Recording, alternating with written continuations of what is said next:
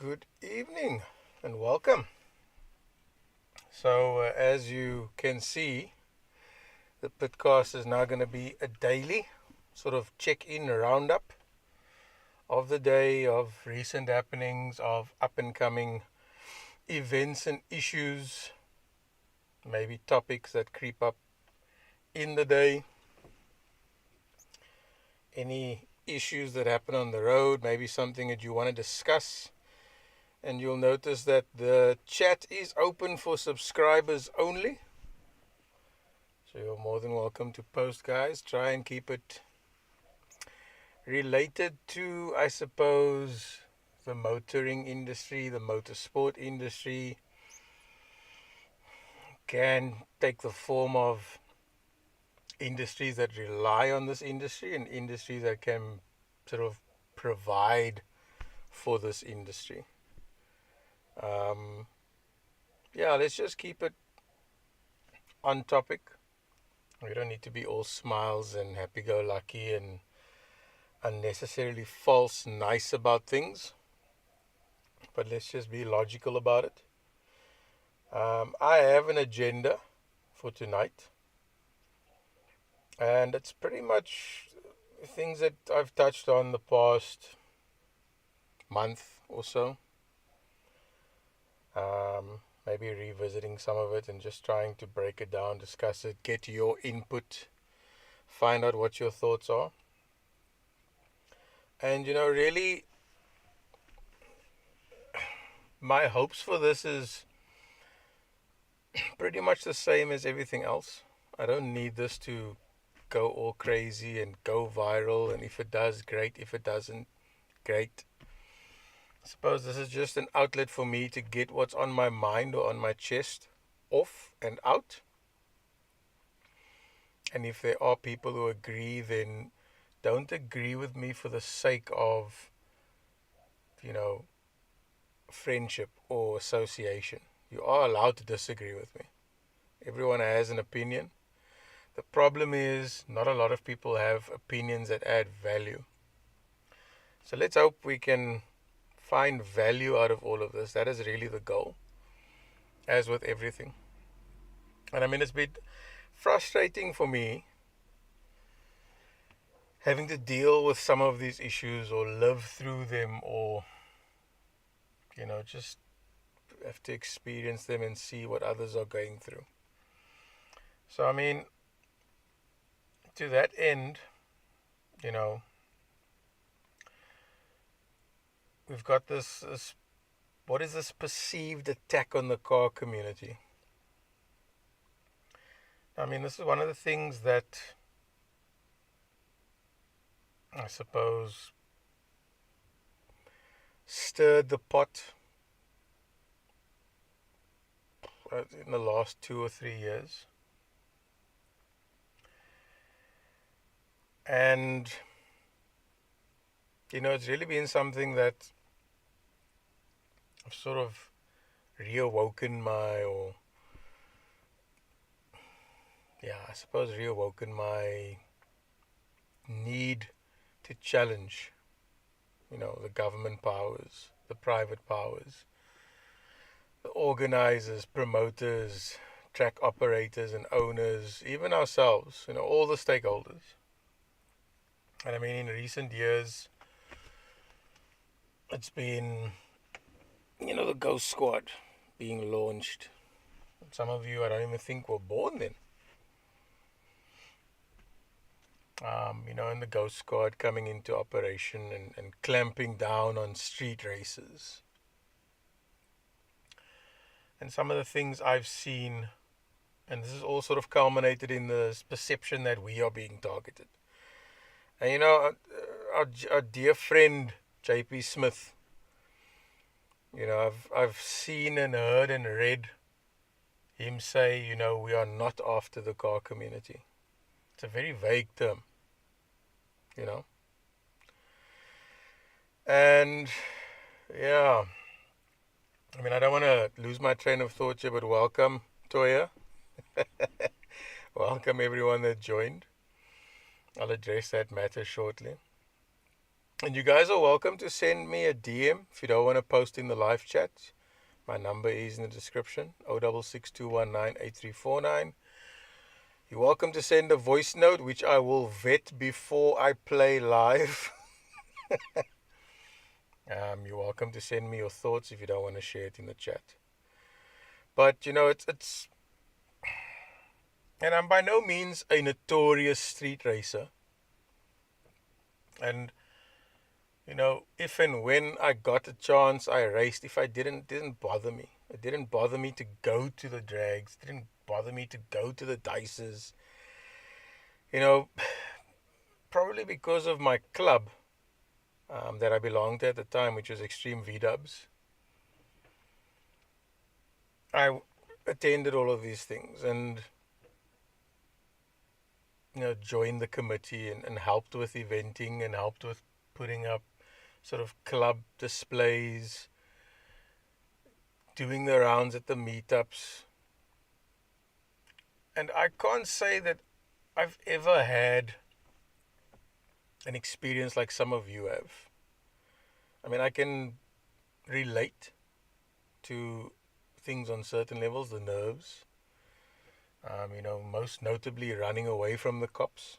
I mean, I've done that. The wrong way down a road. So I don't claim to be an angel, I never have. I've said before, I don't make mistakes. I may do the wrong thing, but I don't make mistakes. And that's a very complex term that I'll unpack as we go along. Maybe not in this discussion, but in others that some of you have suggested, which is what I've been wanting to do for a while. So we'll see. But yeah, that perception that, we are being targeted. And I know a lot of guys in some of the lives that I've been in as well, some of the lives that I've joined on the way back from drag racing on the long road with my TikTok, recording the freeway and me just chatting and joining in on someone else's live. There's always these topics that come up with, most recently the carte blanche expose. Drag races are made to look bad. The scene is being painted in a certain light, and what's being said isn't 100% true. Well, it is and it isn't. I mean, if it isn't for you, you probably just haven't been involved in it, to be fair.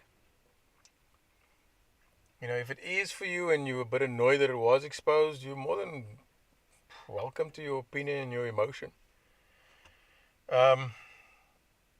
I don't know what that full segment is like.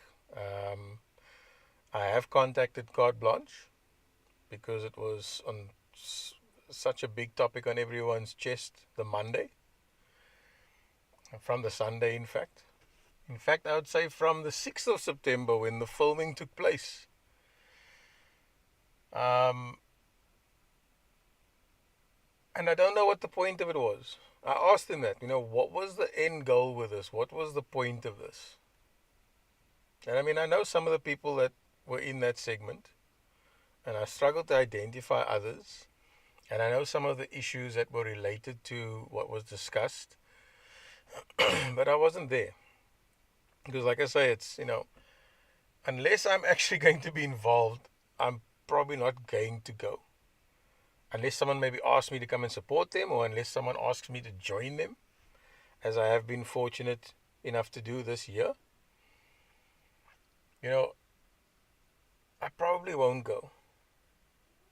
And if you see me at an event or you see me at a meetup, I'm either there by chance or I'm there trying to figure out how we can make it better, because that's all I see when I look at these things is just issues, and issues that add no value to the community as a whole, to us as stakeholders individually.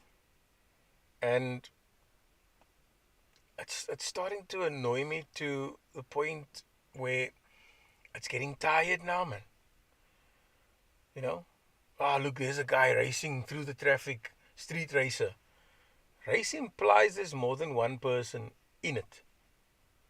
So if it's just a car driving crap in traffic, then it's a crap driver. And like I've said before, I mean, if it's someone that's meant to sort of, or is part of this community that is a racer, that prides himself in going to the track, that prides himself at racing at all of these various spots, to me, I just see racing. But if it's that individual doing that in traffic, in his company car, in his mom's car, in, the branded work vehicle, then you're just making it bad for all of us, man. I mean, again, I'm not above a little bit of raucousness on the road. If there's a gap, hey, I'll take a gap. Sometimes I get annoyed with a guy in front of me in the right lane because I'm still from an old school time of move over, get out the way. I can sing a song to that. And there's so many tracks that I've found to that for my cinematic videos that are coming up. And I end up undertaking, which is technically wrong. Is it? Isn't it? I mean, it's grey area. And we all feel like, we're being targeted by the city of Cape Town, by JP Smith, by Adrian Long. I'll start mentioning names here. And I was actually quite impressed with, Officer Bosman, I think it is. And the fact that he just said the race fraternity. He didn't say illegal street races like everyone else uses. Evening, Wade. And that for me was quite positive because, he might be someone to engage with, to speak with. But I mean, just to sort of address the few comments by Toya and Wade, you have a point. For such a massive province, we only have one track. Now, I don't know MSA regulations or rules or the gentleman's agreement, but in general, you can have tracks 60 k's apart. That's kind of a sort of an informal rule. You can have a track 60 k's away, and that is the range that is considered fair. So, I mean, what is 60 k's away from Killarney? We've got Saldanha on the west coast. Bad news, unfortunately. What would have been Mother City Raceway for Santa Kraal, that's within 60 k's. So that's unfortunately quite close to Killarney.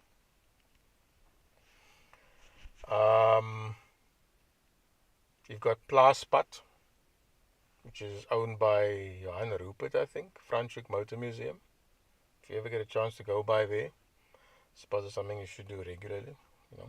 No hate. Everyone needs to be supported, I suppose. But we've also got 19,000 kilometers of pristine road that our MACO member for safety and security so wonderfully mentioned on many occasions. So, where does that leave us? And I mean, I'm not going to go and revisit the meeting I had with City of Cape Town, the engagement I've done with people, and let's focus on the future. I mean, I can recap that at some stage for anyone that has queries, but let's focus on the future and the most recent past. But I mean, this perception that we're being attacked isn't unfounded because I've experienced it. If your car's low, loud, and liveried out, so full of stickers, you're a target. And an easy target at that. I mean, most of the cars I drive are white or black or silver. I can guarantee if I pull out in my box Corolla, which is red, I'm going to be pulled over or get ugly looks. I can just see it happening. Not that I have had it happen, because I do know my way around the roads. But I'm sure I would. Not that I've been one to back down from dealing with an unruly officer, but I don't think I've really had bad experiences the way you guys have. I mean, I've approached officers, yes, apparently doing a duty but stuffing it up, and I've approached them to ask them, what is it you are actually doing? For them to give me a mouthful, only for me to tell them, I'm the one that asked you guys to be here. And then suddenly everyone is like, oh, what do they say now? Because I'm like, yeah. I use the city services. As much as I complain about them, with reason, I use it. And I say, I've got this intersection that's being blocked. There's no street races here. It's just average people, aunties in their centres, opas in their, I don't want to say Hondas because Way's going to take offense. Opas in their Mercs, bus drivers, taxi drivers, city officials, government workers, public servants just blocking the road and messing it up for everyone. I mean, but we get attacked. Taxis speeding by you on the shoulder lane, but officer will be looking at that guy in a dropped car. I mean, the other night, Toya, myself, and another brother went on an excursion, and he offered for me to drive the car, and I was like, no, you drive your car. And I will admit, after seeing that car in action, I mean, I felt it a couple of times, and I was impressed. So every time that I went for a spin, the car works fine. So don't touch anything. You know who you are. But after, he enjoyed himself, I was like, okay, I'd like to drive us back now to where we came from. And it was a wake-up call for me. But behind the wheel, cops were just eyeballing me like you wouldn't believe. I mean, I could feel the daggers. I would just turn my head because I thought the cop was looking, and there's a cop staring. Wondering, I suppose, what does he do? That's what I wonder. What goes through their head? There's a racer. How do you know I'm a racer? Just because the car is low? Because it's loud? What? That's one of the things I would love to get to. And, I mean, where do we start? Maybe it's something we can discuss again. But this perception by everyone that we are being attacked, it's not like it's unfounded. I mean, I was on the N1, I joined the N1 from Sable Road one afternoon, and there was a guy cruising in the left lane 80. And I just stopped by next to him, and I was like, 2 thumbs up. In motion, it looks awesome for a Taz. And it's just dropped.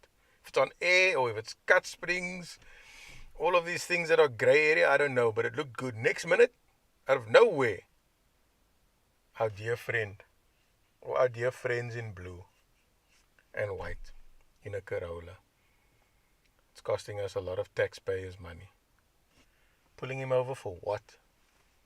I would love to know. Or you just decide to open your car up a bit and it's got an exhaust which you fitted at and I'm going to mention them, a Wildcat, a Power Flow, a Noise Boys, wherever that's legally allowed to trade. We constantly bring this up and it's constantly overlooked and people want to downplay it. Like, you can't bring up the shops that sell it, but that is part of it. Our economy is barely making it, I suppose, barely thriving. But what would happen if we closed all of these aftermarket shops down? We're going to shoot ourselves in the foot. So we allow them to trade and sell us, which we can only assume are legally imported and approved product. Now, I would love to know the standards by which that is measured, because SABS apparently isn't much of a standard that's regarded in very high sort of, I can't get to the word, held in a high regard, I suppose. And I raised this point in a recent meeting as well. But it's SABS approved. And I just got looked at like, what is that supposed to mean? All of these products are below quality. Yes, but you guys are allowing it to come into the country. So, maybe take a step back and sort out operations, policies, procedures, and protocols before we start pointing the fingers and then specifically pointing it at the easy targets. And I agree with some that have said that, I kind of get that feeling as well. I mean, I don't know if it's just my face or my manner or my size that I get all the smiling cops. But I do kind of feel as if they see us as soft targets because we aren't armed. You'll be surprised. And I mean, come to think of it, I don't recall a bad incident, but I do recall an officer pulling me over on Prince George Drive. And I wasn't wearing my seatbelt. And I wasn't right in that instance. I was wrong. But he chose to put his arm through my window and pull on my seatbelt to see if it's working. I was like, my guy, are you that excited to pull someone over that you're willing to risk losing that arm by not sticking to a protocol? And I stopped and I started closing the window and he pulled his arm out and I said, excuse me, sir, is there something I can help you with that you are reaching into my vehicle? And this is actually stirring up another memory.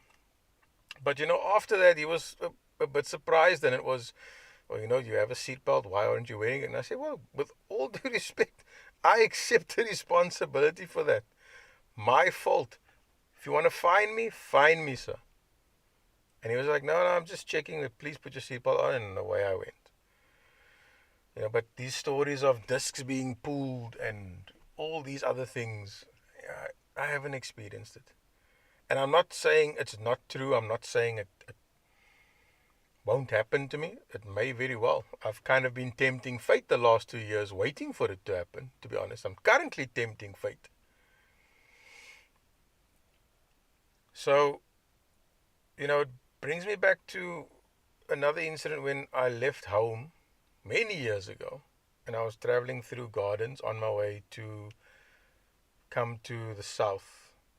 And there was a roadblock, sort of, where those water reservoirs are. Either way, cops were there, pulled me over. Can we please check in your boot? I was like, okay, well, this is a bit weird. Open up the boot, whole bunch of race components and parts, lifted up whatever the cover. They wanted to check whatever they're looking for. I don't know. And, have a nice day, sir. There you go. That was really weird for me. But I mean, we need to try and figure out this perceived attack on the car community. And I mean, like I was saying, we are allowed to buy parts legally through stores that have shop fronts, if not online presence. And, if there are processes and protocols that allow them to open when they shouldn't be open, I'm not saying it's my problem directly, but indirectly it's causing a problem for me. Then perhaps that is something that they should address. I mean, are we going to become a nation that doesn't allow aftermarket? But how are people then going to market their offerings to us? What are they going to show? What are they going to do when everything to sell is driven by power figures, how much kilowatts it makes, performance, it's for the enthusiast, it's for spirited driving. What's their marketing going to look like and sound like then? I mean, and to what end? So we buy these parts, then we get told, oh, your car's too low when we measure with 3 fingers. I was telling someone this the other day, 3 fingers, and it's too low if the 3 fingers can't go between the arch and the wheel. Arch and the tire, rather. I mean, if you must meet a guy I met in Kraaifontein, his 1 finger is maklik 2.5 of my fingers. Index, middle, and ring finger together. Imagine if he was a traffic officer. There's no chance we're surviving. But I mean, imagine you took your head to an engineer. Imagine you took your head to Mike Dixon. Mike, can you just, open this port up a little bit and you use your 2 fingers, which I'm sure people do. But I mean, we measure with some form of tool, with some rule or ruler. And even then, we can go into a deep discussion about what is a millimeter and what is a meter. And that's maybe a discussion for a different channel or a different show. But the point is, there's a standard. I mean, my three fingers are roughly 50 millimeters. So now we're going to say anything lower than 50 millimeters is too low. But then we've got dealers selling us 40, 50, 60 mil kits, coilovers. And yes, they are intended for possibly track use, but that's not how it's being sold. I mean, the mere fact that you're pulling in with a car that you drove off the road to the fitment center to fit something that you're going to leave the fitment center and get onto the public road with, how is that my problem if I was sold it? It's like so many industry issues in other points as well, like just touch on piracy. Oh, you shouldn't, I'm old. Back in the day, you shouldn't pirate CDs, but then why do you allow me to buy, as a consumer, a CD burner from a shop? I pay them cash, I get a receipt, it's a legal transaction. I go home, I make a copy of my CDs, but you tell me I can't. Then it's, oh, you can if it's your own stuff. And so how do we govern that? I mean, this could be, a rabbit's hole where it ends up either very good for us or very bad for us. But to me, and I'm gonna upset a lot of people here, to me it feels like we are being herded to go to Killarney. And it's unfortunate that I have to mention it, but it's the reality. Where else are we gonna go? We're not being herded to go to Saldanha. I mean, not as much as what is currently being pushed by the city, from what I see. And keep in mind, I left all of this BS in 2009. And to see what happened from then to me getting back into this sort of 9 years later. I don't know if it was 2009 or maybe since the FIFA World Cup. It's like since 2010 where things just went however it went. In terms of what happened on the streets. In terms of, in our case, in Cape Town, with the city of Cape Town getting involved. And, what is the agenda? Yes, you hear the speeches, the track is where you should take it, and, the track is being made available. But the reality is, when is the track available? And like I said, I'm going to piss off a lot of people, and quite frankly, do you know me to care about that fact? But the track is a multidisciplinary track. So it allows for circuit use, drag use, oval use, what they call short circuit, now rallycross, and then that is just the circuit that is shared. Yes, it has other facilities as well, and you could juggle, I suppose. There's no bikes on the main circuit. There's bikes on a karting circuit. And we don't have to drift on the oval in a freestyle. We're going to go drift on the now pitch, which probably used to be the parking and pits for the oval races, etc. But the point still is, you've got all these disciplines sharing the track. So what takes preference? I mean, we've got similar issues at not just Killarney. We've got an issue like that at Desi, because that shares the main straight, the drag circuit. Aldo, that shares the main straight with the drag circuit. And there are separate issues there, which we could touch on in another show, or maybe tonight, whenever.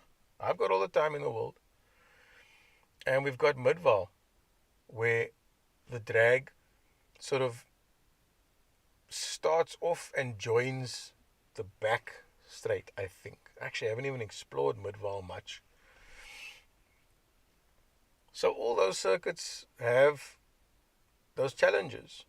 But if you look at the privately owned circuits, like Desi and Midval, and I'm on the fence about Aldo Scribanti, because is or isn't it privately owned? But either way, those circuits have for lack of a better phrase, carte blanche in deciding when and what they do. They're not driven by agendas, except for the owner's agendas, or agenda, which is most likely to generate income, which is fair. I mean, I know the cost of the bond, call it that, of one of the tracks. And it's no joke. So, the decision there would be what is going to generate more income, what is more exciting, what has the greater potential. And it's tough in 2024 to try and figure that out because of recent happenings, because of, this misinformation that's been spread for years that, racing's gotten expensive. No, it hasn't. No, it hasn't. This isn't soccer. This isn't handball, hand tennis. I think I said this before. You can't compare or hold this to a certain level and say, the sport's expensive. Didn't we all know that when we got into this, man? I mean, I'm not saying it's logical or common sense, but to buy a car is not going to be 20 Rand. And I'm sure there are deals out there for 20 Rand. You'll be surprised. But I don't know how many times I'm going to have to say this. Racing is not expensive.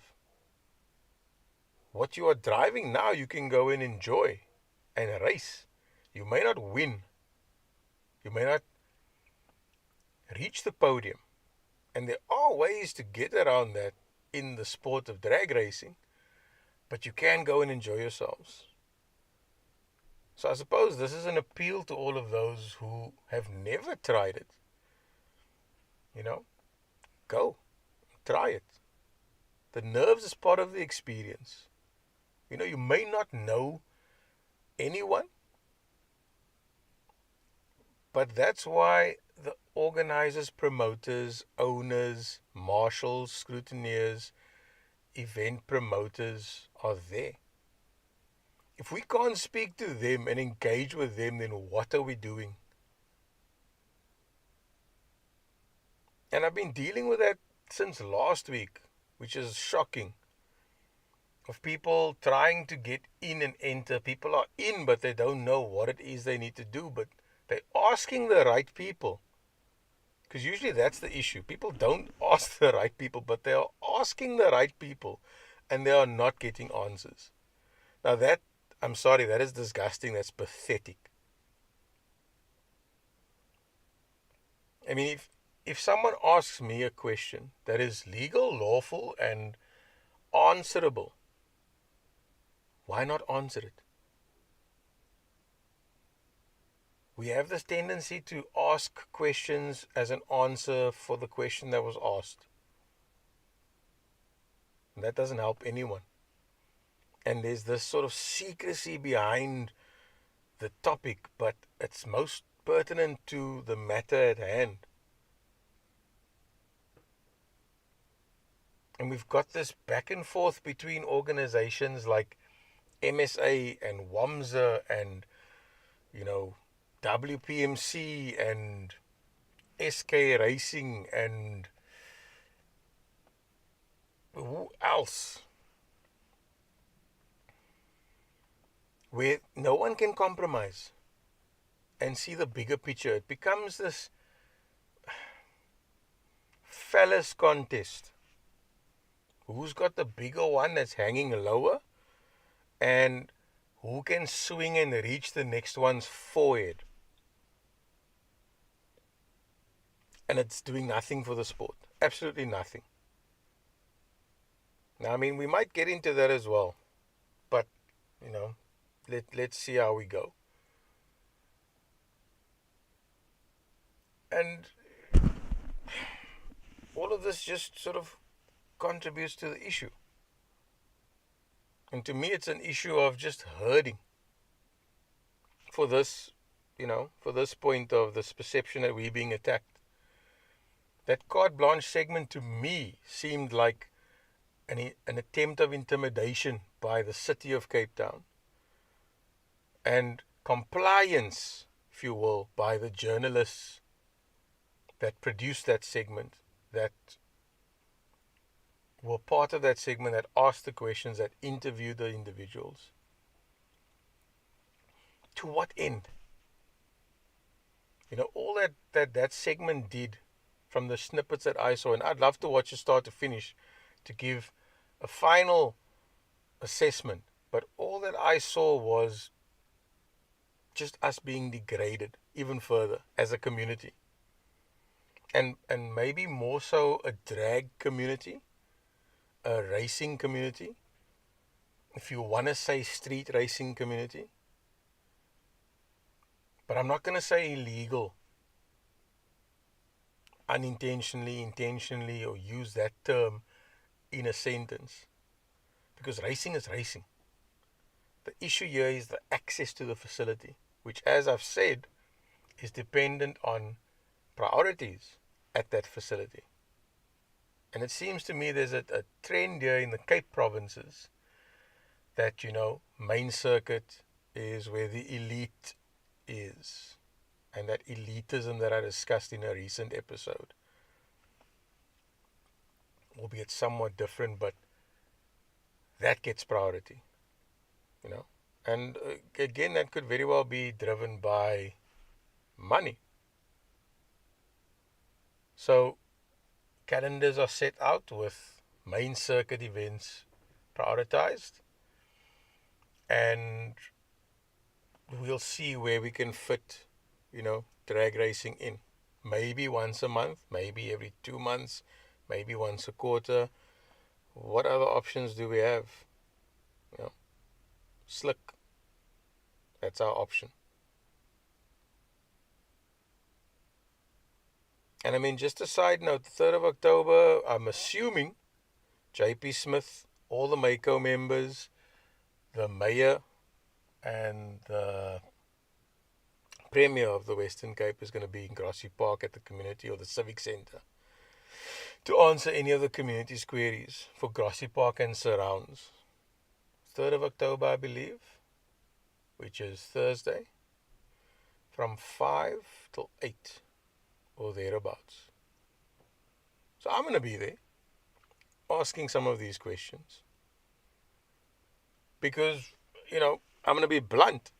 Every single time I've spoken to JP on the phone, there's just promises. We can do this. We can do that. And he's a politician. So he'll say that just to ingratiate himself. I don't see it as being sincere. I'm sorry. Because there's no follow-up after that. So who can I speak to about setting up a meeting with you? Because I clearly can't do it with you, JP. And, just no answer. Where's the office number that I can find out when's this man available?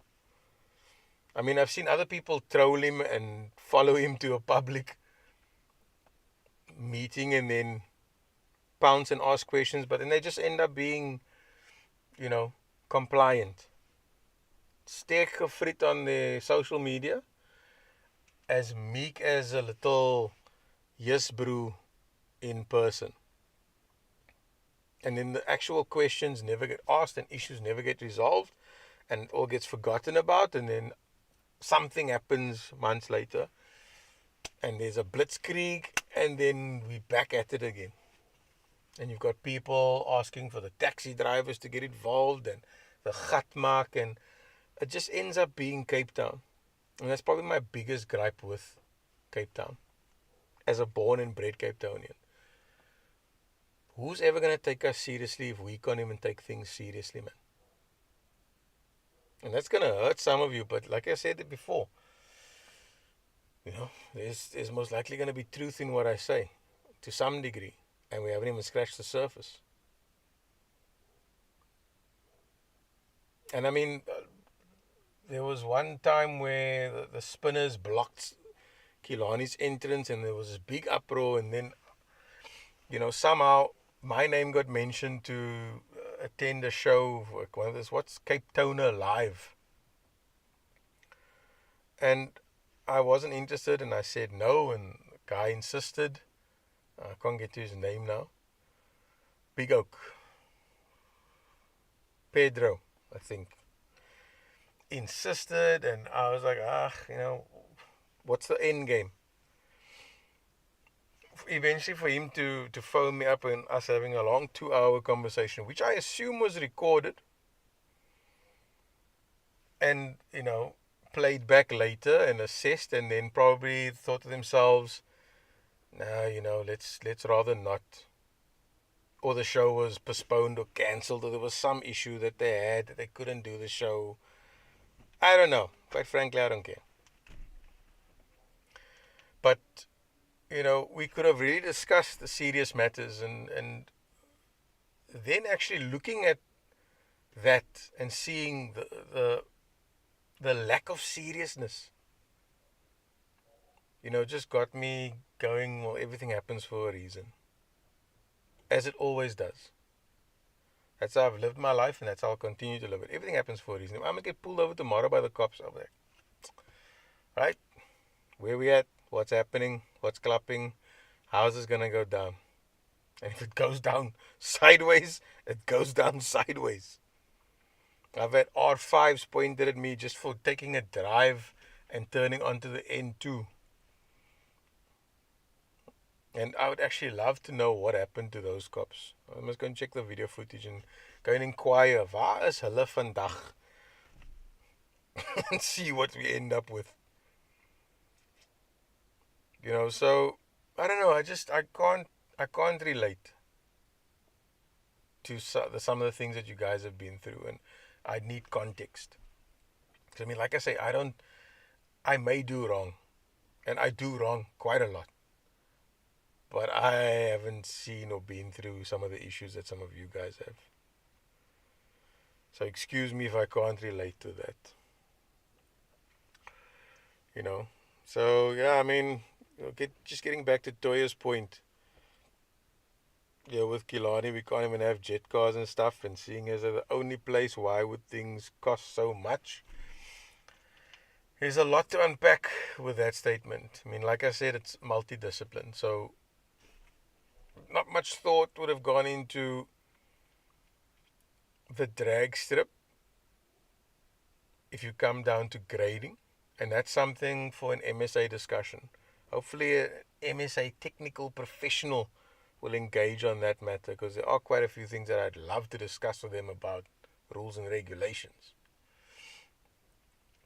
But those cars have run there before, and you might remember that, Toya.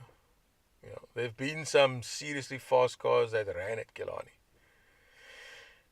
And it's obviously unfortunate that Ben passed away 2008, if I remember correctly. And that kind of, put the spotlight on the facility. And there were calls for it to be downgraded for only 8th mile. And a lot of us, we jumped up and down, and that's not what we wanted. And I think in hindsight, I don't want to bring anyone specifically into this, but in hindsight, seeing Tola and Brian at Desi in 2022, driving all that way for, 8th mile shootout. And there is another one coming up on the 19th of October now at Desi Raceway. Just being surprised at seeing him after the event. And I didn't even register he was there. I was just minding my business. The camera was faced the start line. I was grabbing a quick chow in between. I just heard the burnout, and I was like, that sounds very familiar. And there we saw Tola. And his words to me were, and that was profound, he could actually race. Which is it's lost today. Because as I've said, there is no real racing anymore. The man came nearly 2,000 kilometers just so that he could line up next to someone and race. And we've been trying this year to get that right at Killarney. Have these guys line up side by side. Can they do 8th mile at least? And it wasn't a no, but it was a very sort of grey area-ish matter that was never really discussed. It's kind of always just, subject change, let's move on to the next one. And I mean, there hasn't been a meeting there since May, a drag meeting. And if there is, hopefully some of you come. I think we made some serious headway this year, at least, with the first meeting being sabotaged by WPMC themselves. Let's be frank and outright honest. Having a meeting on the same night as a race meet, one or the other is going to suffer. And the meeting obviously suffered because everyone was racing or watching the racing. And I was quite clear when I said, don't ever do that again. So much so, the next meeting was a Tuesday or a Thursday. It wasn't a Wednesday. And we saw good numbers, even with the sabotage, as I call it. Whether it was intentional or unintentional, it is what it is. We saw good numbers, much better than the numbers we saw in 2023. And the only reason I was there in 2023 was because it was suggested to me to run for chairman of drag section. And that wasn't the first suggestion. There were many people saying, why aren't you involved at Killarney? Why are you avoiding Killarney? And we'll get into that at some point, someday. But for the benefit of those that I didn't know from back then, I said, well, let me go and see. See if it can work, see if I have the time, see if we can work out something. And then I was obviously thrown dead with protocol, and policy, and constitution, and you need to be a club member serving on the committee or serving the club for 2 years. And more recently, it was suggested to me to assist drag section this year. It was suggested. But that's the only reason I rocked up there in 2023. And then not the only reason, the primary reason. And also to try and convince the guys to get on board with this new rules and regulations of the MSAs, which seemed to me to push more people back to the street, where we would most probably be attacked as the car community by law enforcement. But there were a lot of guys that, some of them admitted they cheated at an event because they just couldn't deal with being failed over stupid rules and regulations. I mean, last year it appeared to me that the rules were so ridiculous that it just killed the sport in the Cape provinces. Because here we have a very different breed of racer. We have someone that is going to take what they have and race it. For whatever the reason, for whatever the circumstance, we just pride ourselves in street race cars and calling it a daily. And it's stock. There's this sort of tendency to be very secretive about what we have. What that reason is, I honestly don't know. I've been told it's got to do with naargheid. I can relate to that. And that's a shame. So I've got a fix for that, and we'll get to that at some other point. If anybody wants to remind me down the line next year, we can discuss that. So here we've got the rules pushing everyone back to the street, only to be herded again by the cops to come back to the track, which we can only get to, hopefully, once every 2 weeks. And in this case, it's going to be 2 weeks from now, or 3 weeks from now. Yeah, that we get an opportunity again, excluding this weekend's spectacular Keaton McKenzie, on Sabas, as you say, Wade. I'm going to unpack a few things tonight. But, in short, that was my argument to City. For them, it seemed like I came there to boycott Killarney. And I said, why boycott something that we have? What I am saying is it's not enough. But for some reason this year, I'm being proven wrong. Because Where are the races? I mean, I can see them at all of the unnamed other spots out and about around Cape Town instead of the track. I would think that with winter coming to a close, that might have been one major factor, according to a learned colleague of mine. Hopefully their Evo is ready for this weekend and they get an entry. And obviously the rain, want hare mins en mense kry koud en hulle maas maak sop, so ons bly by die huis en ons gaan die sop eet en ons gaan die live kyk. And I mean, I find that quite strange, man. Yes, okay, we can't drag race in the rain, but it's lekker to drive in the rain, or at least I think that's the case.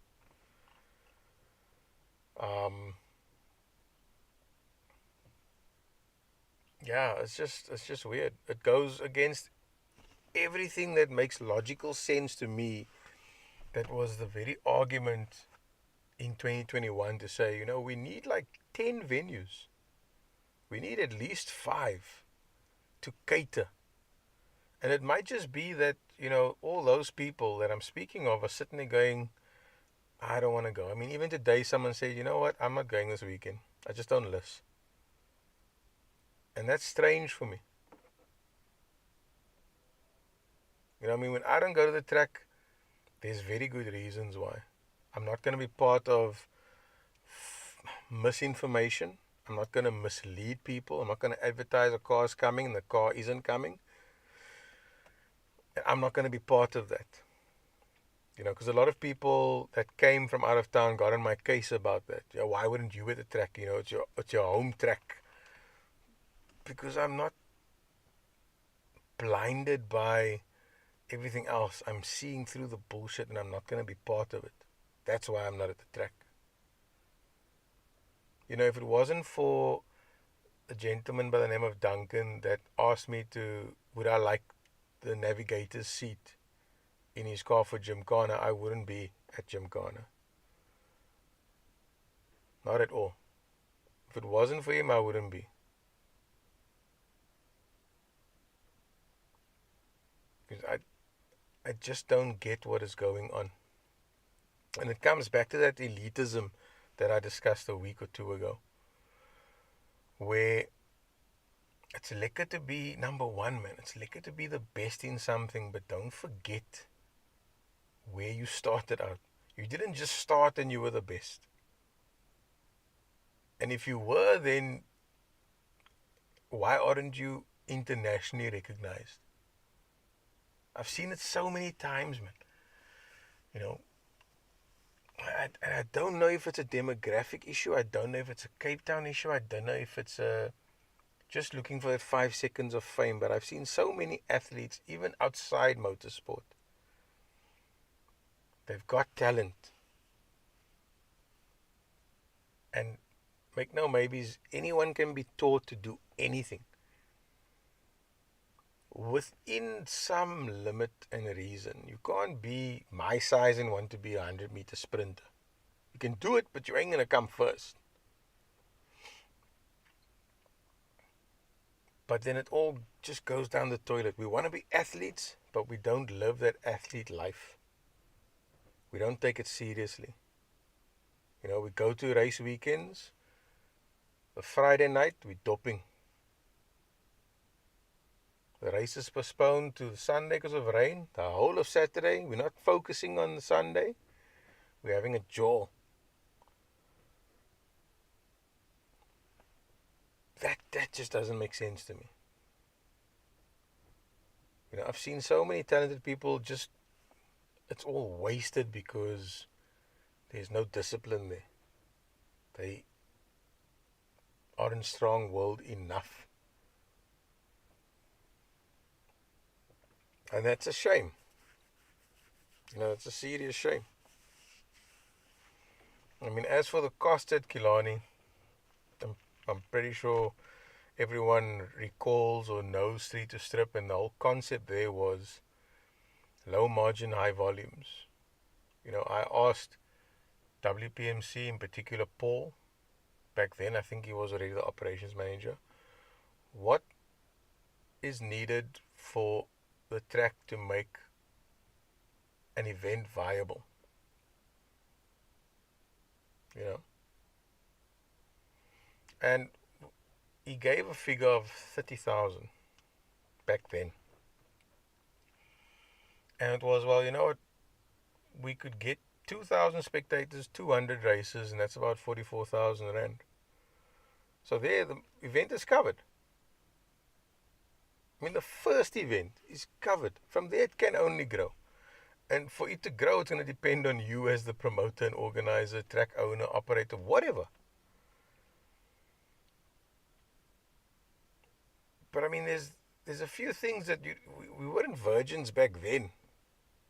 Certainly the concept might have been a little bit of a, how's this going to go, we don't quite know. And, you know, a lot of people apparently engaged with WPMC around that time, GTA mods and, you know, guys from various clubs and groups and all of these wonderful groups and clubs that I don't even know if they even exist anymore.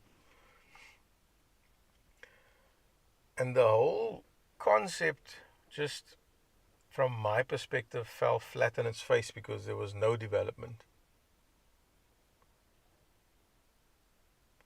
You know, and if there was actual development back then, we could have had a much better base for motorsport to thrive today. That's how I see it. And that might make it more appealing to more, which could drive the cost down. I mean, there have been meetings over the years, and I've got minutes somewhere that I need to go and find, where the club laid out all the costs, which I was quite surprised to hear about. Whether it was true or not is a separate matter. And you know, this year as well, a meeting that I missed where costs were laid out, you know, MSA costs and what are they for? And I'm sitting there going, as the head of a motorsport club, why are you asking that question within a group of people who would not have the answer? Why aren't you asking the association that you are aligned with? What are these costs for? There should be transparency. I mean, come on. If I sell Boeroe's rolls for 25 Rand, it's not that hard to go and price it and get more or less an idea. It's your choice. That's your decision. But the secrecy is annoying. And you know, some people, yes, I suppose they don't need to know. They just want to know. And what value that's going to give or be for them, only they know. And there are others that, you know, they may not need to know, but them knowing can add value down the line.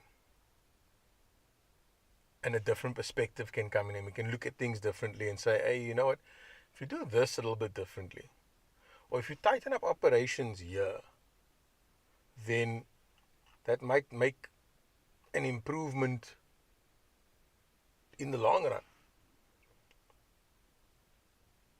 Now, I mean, excuse me, I have numbers that were given to me, and that is 5,000 up, if not 10,000 spectators, which would afford me a cut at the gate at Killarney. And I'm going to give some figures here because it's irrelevant. You know, the cost of an event is between 300 and 500,000, maybe just under 500,000, taking into account all the pomp and activations and all of these things. So, you know, I spend 500,000, I'm just spitballing a figure here. The benefit to me is the marketing value, which is priceless as far as I'm concerned. So I would spend the 500,000 to then be offered, you know, it was between 10 and 50% of the gate takings, which is potentially, if you've got 10,000 people coming, that's 500,000. So at the very least, I get my money back. But I've resolved myself to the fact that the marketing value is priceless for me. So my gate takings can be paid forward at the gate to the person coming in. You know, instead of paying 100 Rand, 50 Rand. Or bring a friend, 100 Rand. 1 plus 1, $100. You know, there's other ideas, and I'm sure people will take it and run with it. That's fine. You know, fill a car, $200. Won't that drive numbers up, which will bring the cost down, which will make the venue, the event, more appealing? I can guarantee you what will happen is what happened with Street to Strip. It will just explode. But it's as if no one knows how to maintain that and drive it forward and develop it. And it comes back to the development point again. But I mean, to answer you, Toya, it could cost less. But as you know, the Buddha said the other night when we went on our excursion, things cost, which is fair. You know, electricity rates, water, paying for marshals, paying for staff to be there, paying for services, ambulance. I don't think there's a standby fire, obviously, because all the fire equipment is on their own vehicles. But, you know, paying for someone to janitor the toilets. And funnily enough, at a recent event, I actually saw a lady janitoring the toilets throughout the day. So kudos there. I will give you that. Because that was one of the biggest gripes. Someone comes and cleans the toilet this morning, but it's been dirty since the last event. Then you don't see that person the whole day and the toilets get dirty. So to actually see someone janitoring the toilets, that was, I'll give you respect there for that. But those could sort of contribute to driving the costs down. You know? So I would love to see with the events that are coming up, you know, what is actually going to happen. You know, there's a lot of things thrown around social development and community upliftment. And when I came across those terms, I was like, yes, do I have to use it? You know, because it's going to be seeming like another, here comes another person using the same spiel and nothing's going to happen.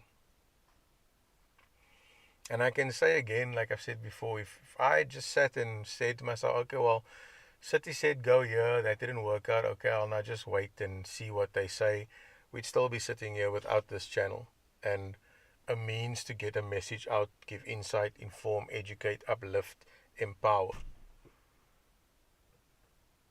So, you know, to my haters, here's a big middle finger. Here's some of 3 middle fingers. Don't ask me where the third one's coming from. Because I'm satisfied with the fact that I've actually done something. And the other plans are coming. And I can guarantee you that I will deliver on those plans. Because I'm not about making promises and breaking them. And if you know me well, you know if I make a promise to do something good, I'm going to do it. If I make a promise to do something bad, I'm going to do it. That's just the nature of the beast that I am. So, you know, let's see. There's a lot of events that I suppose have happened, but they were quiet for a while and they haven't really happened, and now they've happened again. So it's the first time that they have happened, and there's events that are coming up. It's the first time it's happening. So, hashtag ek observe my net, as I like to say these days. Hashtag ek hou van my plat. So, you know, there's your chance. Prove me wrong. Make a change. Make a change that really adds value to the community. Because this whole, we must stand together, we must stand as one bullshit message, it's really frustrating and annoying. I will gladly have a protest and get concrete barriers, get a permit, and close all the freeways one morning and piss off everyone's day.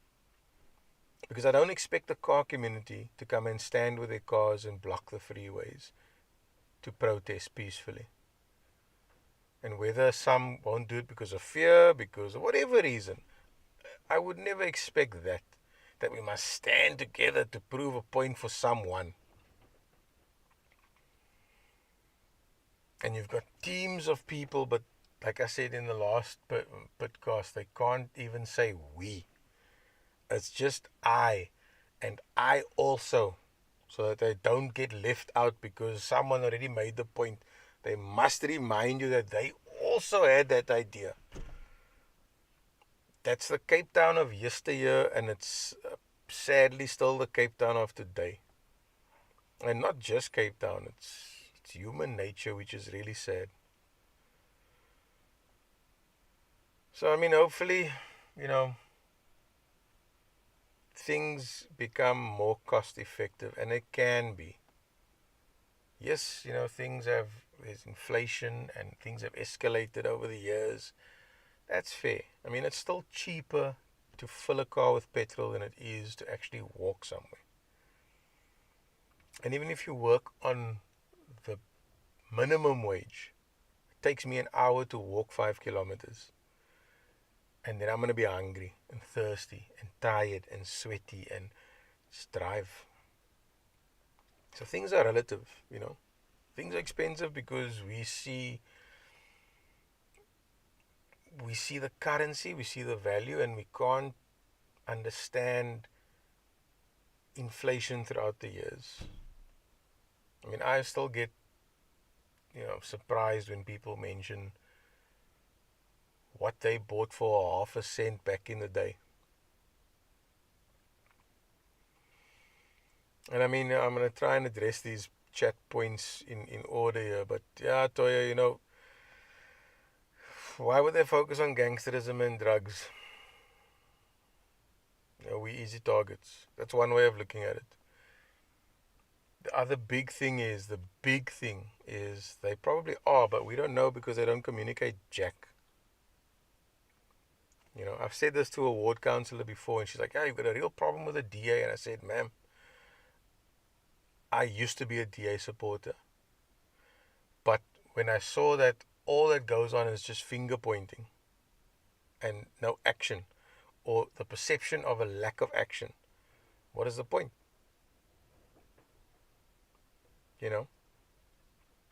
In fact, just to go on this point for a bit,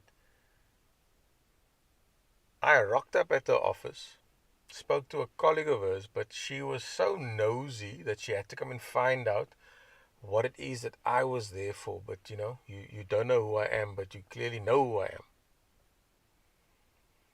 And then I say, well, if you have time, let's have a chat. And I patiently wait my turn. I'm in no hurry. I'm going to allocate the time for this. But then to be told and to hear, oh, I've got so much work. Oh, I can't get through it. It's every time someone coming into my office. If you stop complaining, you might just get through some of your work, man. And that is my gripe with politicians, with parties, with all of these people that are public servants. And I suppose it applies to all of us as well. We spend so much time complaining about what it is we must do. Do we even want to do it? Then, you know what? Find something else, man. Find something else.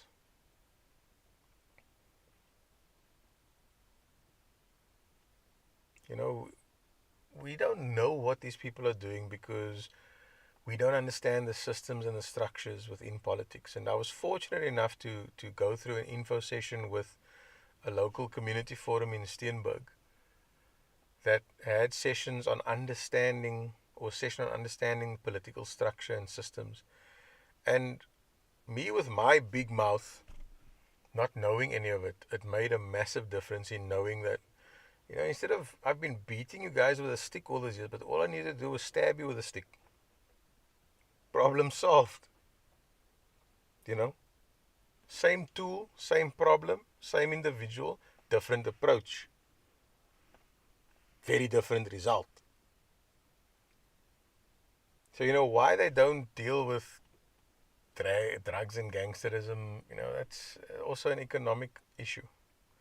I mean, one of the other things I learned from this forum was you don't just get good leaders and bad leaders. You get good leaders who are good at it, and you get good leaders who are bad at it. And vice versa, you get bad leaders who are good at what they do, and you get bad leaders who are bad at what they do. So take that and apply it to our leadership. I mean, I'm going to be brutal here. I'm going to say, you know what? JP sucks in what he does. And I can say that confidently because where's the communication?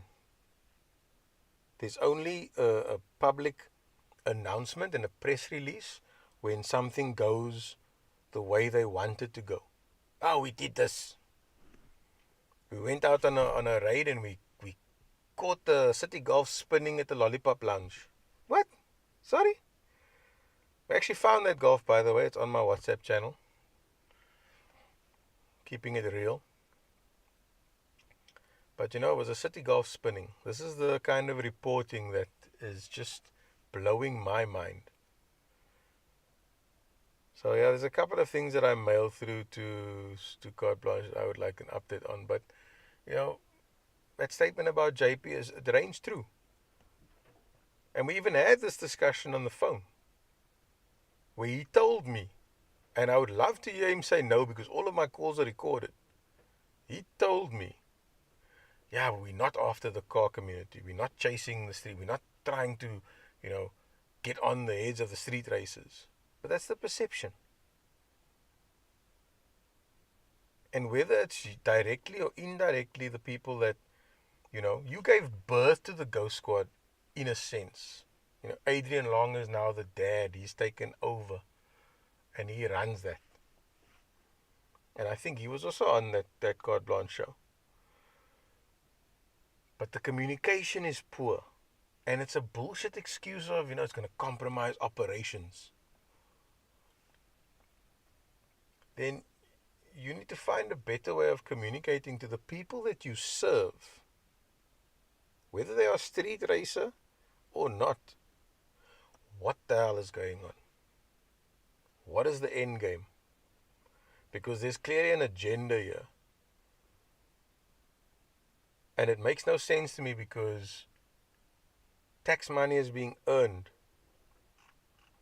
for sales within the industry, the aftermarket industry. Then revenue is being collected for the fines written out for those very parts that were sold legally that you've already collected tax on. Now, if you want to rewind that and listen to it again. But to me, it's as if they want to exploit every possible avenue of revenue for the coffers of the government. And we're spending it on what? Golf 8Rs. I mean, I'm going to come back to that point of, when I said I approached these traffic officers, I observed them, I recorded them. Because I had complained about an intersection that was it's ridiculous. And I tackled a few businesses about their drivers who were flippant as well. Of blocking the road, driving on the wrong side, and then being intimidating as if, who am I to stop them and tell them otherwise because other people do it. And I told these officers, I reported it to 107 because it's effing up everyone's morning and it doesn't have to. If you're sitting in traffic, accept you in traffic. Leave earlier. Change your schedule. If you can't, figure a way out. If you can't, accept it. And I mean, there was a guy that almost took me out. I was on the M5 minding my business. A guy came, took the on-ramp from Klipfontein, heading south, past Garlandale. Almost took me out. Solid line. Now, I've been in many accidents because if I'm in my lane, I'm in my lane.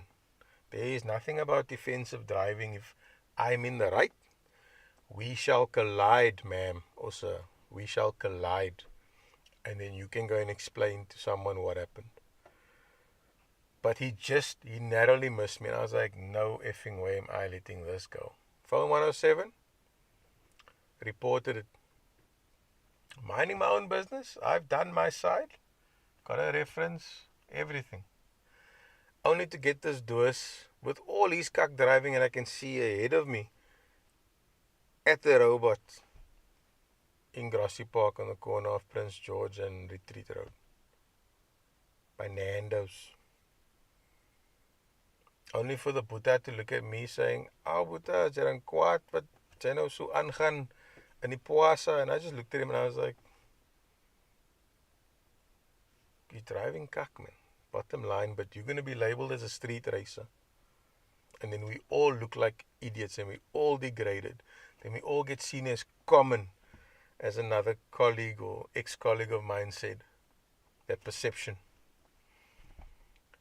But I make it to or near to my destination and I see a traffic officer and I stop him. I pull him over in a sense to ask him, what can be done about this, man? Because of this whole street racer thing, but this is not a street racer. It's just a doos driving crap. And what he told me pissed me off even more. I mean, what's it, 20 Ks from Athlone to Kai? Yeah, no, he heard this over the radio about the time I reported it. He heard it over the radio. So what do they need G8Rs, G7Rs, GTIs, Lexus, all these fast cars for? For what? If they can mobilize the systems they have in place, the communication systems. That's all I took from that statement that the officer made. He heard it on the radio. So now if you heard it on the radio, and if I maybe had to call back and say, it's headed now down the M5, then he could have come in the opposite direction and possibly identified the car. Didn't need a G8R for that. Didn't need a Lexus for that. So explain to me again why we have a bar and 2 bar cars of taxpayers' money that's spent on these cars. For what reason? Because I've heard a reason. To keep up with the fast cars and catch the guys. But we don't have one officer operating in the city. There's not a lot, clearly, because you guys had a tough time in end of 2021 policing all of the spots. And for some reason, it was my fault. And a lot of us that did or said something. All I know from my side is I said to everyone, your city is not interested in you. Was I lying? I don't think so. Because what has city done since 2021 to provide us with more facilities, or at least more access to facilities? Nothing. So either way, there's not one officer in the city of Cape Town. So what do you need fast cars for? To chase them for what? You call an officer in the general direction of where you think this car is going and you do an operation. I mean, I had a car crash into me in 2020. I tailed this car. I phoned 1011 or 107, and they sent out police vans from 3 different police stations. And then they said, okay, they're going to call all the vans back now because I've now said we're the final destination. They're going to send the closest van. It wasn't an Urus that came. It wasn't a Lexus LS 450 or Alex or whatever it is, massive SUV with a supercharged, twin turbocharged V8. It was a normal Toyota van. But there was coordination with the very systems that they already have. So I don't understand why they need to spend all the money on the Ghost Squad cars. Gee vir hulle almal Fiat Unos. Sonne chappies. I mean, there's people that will never ever experience those cars, but we've got public servants that is super fortunate. Just out of matric, joined Metro Police, got onto the program because it's 18 to 35. Daar's jou sleutels vir jou GTI meneer. Ja, lekker. Yeah, everyone else must start with a Mark 1 Golf, buy a Taz, skryf vir jou I-10 en dan sit jy vir jou airfiltertjie op. My tax-paying money, your tax-paying money. Yo, 3rd of October is going to be lit in Grassy Park. That's all I can say. I might even just tell them, here's a link. Go listen to this episode. Then you get back to me.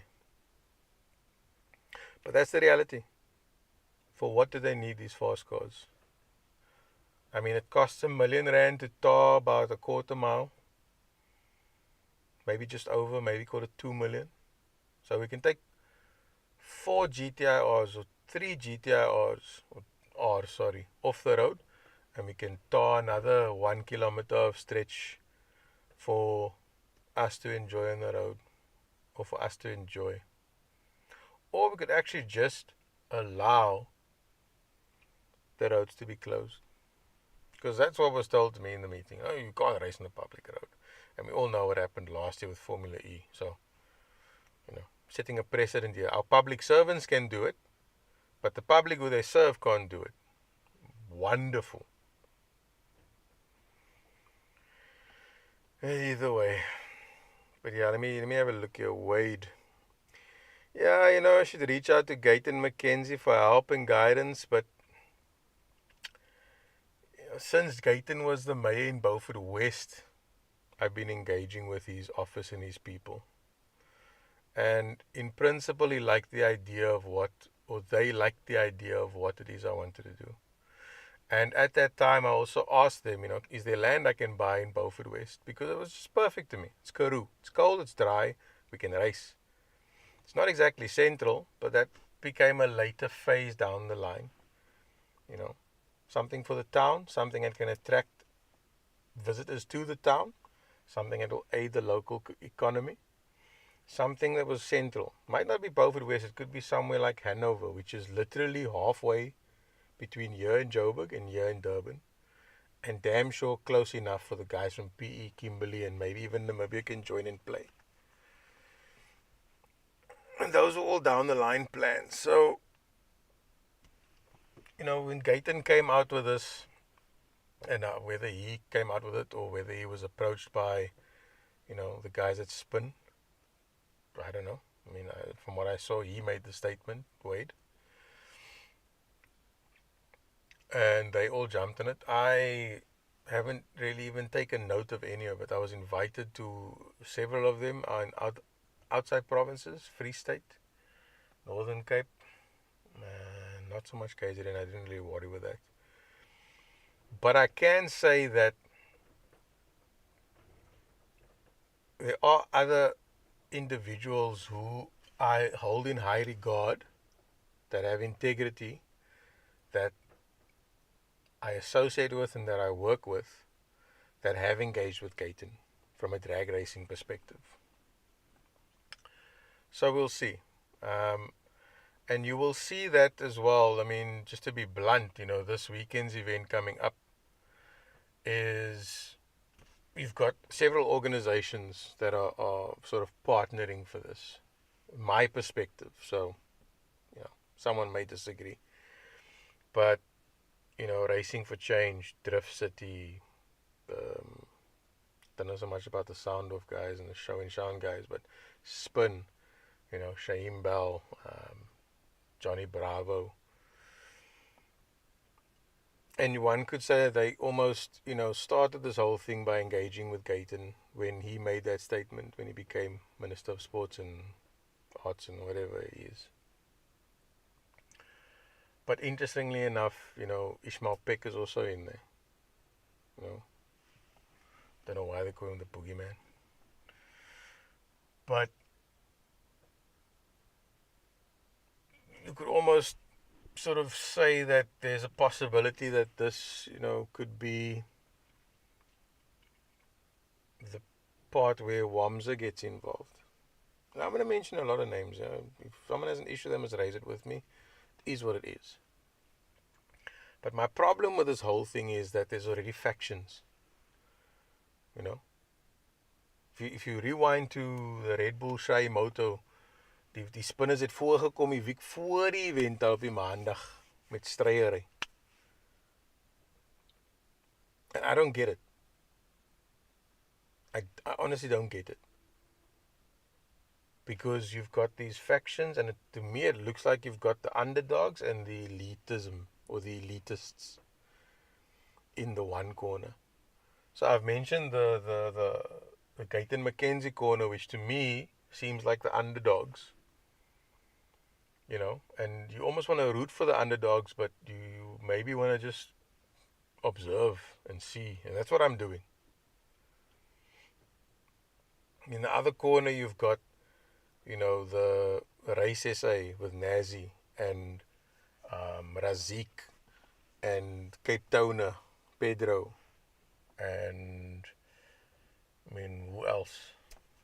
They don't really have much. They've just got the spinners, and the guy doing the spinning, Razik, is also doing the drifting. Same, but different, but same. And you've got the drag side. And that's now gone MSA. Now, if you look at this whole structure, you've really got two factions operating as silos, from what I can see. Because if they weren't, there would just be one massive event on the 5th of October. And you could have called it the Onse Baas se reg om te brag, or whatever you want to call it. There could have been one event. And yes, granted, you know, Nazi's event was on the calendar for a while. This Onse Baas just came out of nowhere. And again, there's so many things to unpack and discuss here, because it just, you know, it just looks to be agendas, man. And I say that because if you look at the post, there's always someone commenting, but it's not constructive. It's just naar. Whether they have a reason or not, that's to be discussed. And it just doesn't make sense to me. I'm sitting there going, I thought this was a community that we could, you know, elevate together. Some people are talking about, you know, taking it to the next level of professionalism and elevating it to a level of racing. And I'm sitting there going, I didn't know spinning was racing. What are we racing? Is it a race against time to pop the tires? Where's the race? And, you know, we're going to elevate it to a professional level. So who's going to be paying all these competitors then? Because that's the definition of the term professional. That is literally it. It doesn't mean you are good at it. It doesn't mean your service levels are exemplary. It just means you're being paid. There's a difference between being a plumber and a professional plumber. Because plumber doesn't necessarily mean you're being paid to do that. But a professional plumber implies you are paid to plumb. So I don't know what the intention was with the words. We're going to take it to a professional level. You know, I don't think much thought goes into the in the moment operations and processes, but it's written in ink. That's the bottom line. This live as it's going out now is written in ink. And at least I'm open enough to accept I may do the wrong thing. I ain't going to shy away from it and change my story afterwards. At least not of my own doing. If someone's going to come to me and say, Dom, you're wrong because of this and that, then I will bring this up and say, okay, I was wrong. I have no problem admitting that. But I don't make mistakes. You know, and it's really sad to see, because there's a lot of people suffering because of this drama and this back and forth and the one-upmanship, as I call it. And I mean, I agree with you, Wade. You know, drag racing is a sport. And I say it from the perspective of there is an aspect of competition in that. And you are very correct, it's not treated as such. It's just it's the afterbirth. It's maar net daar op die kant. We'll give them space when we can.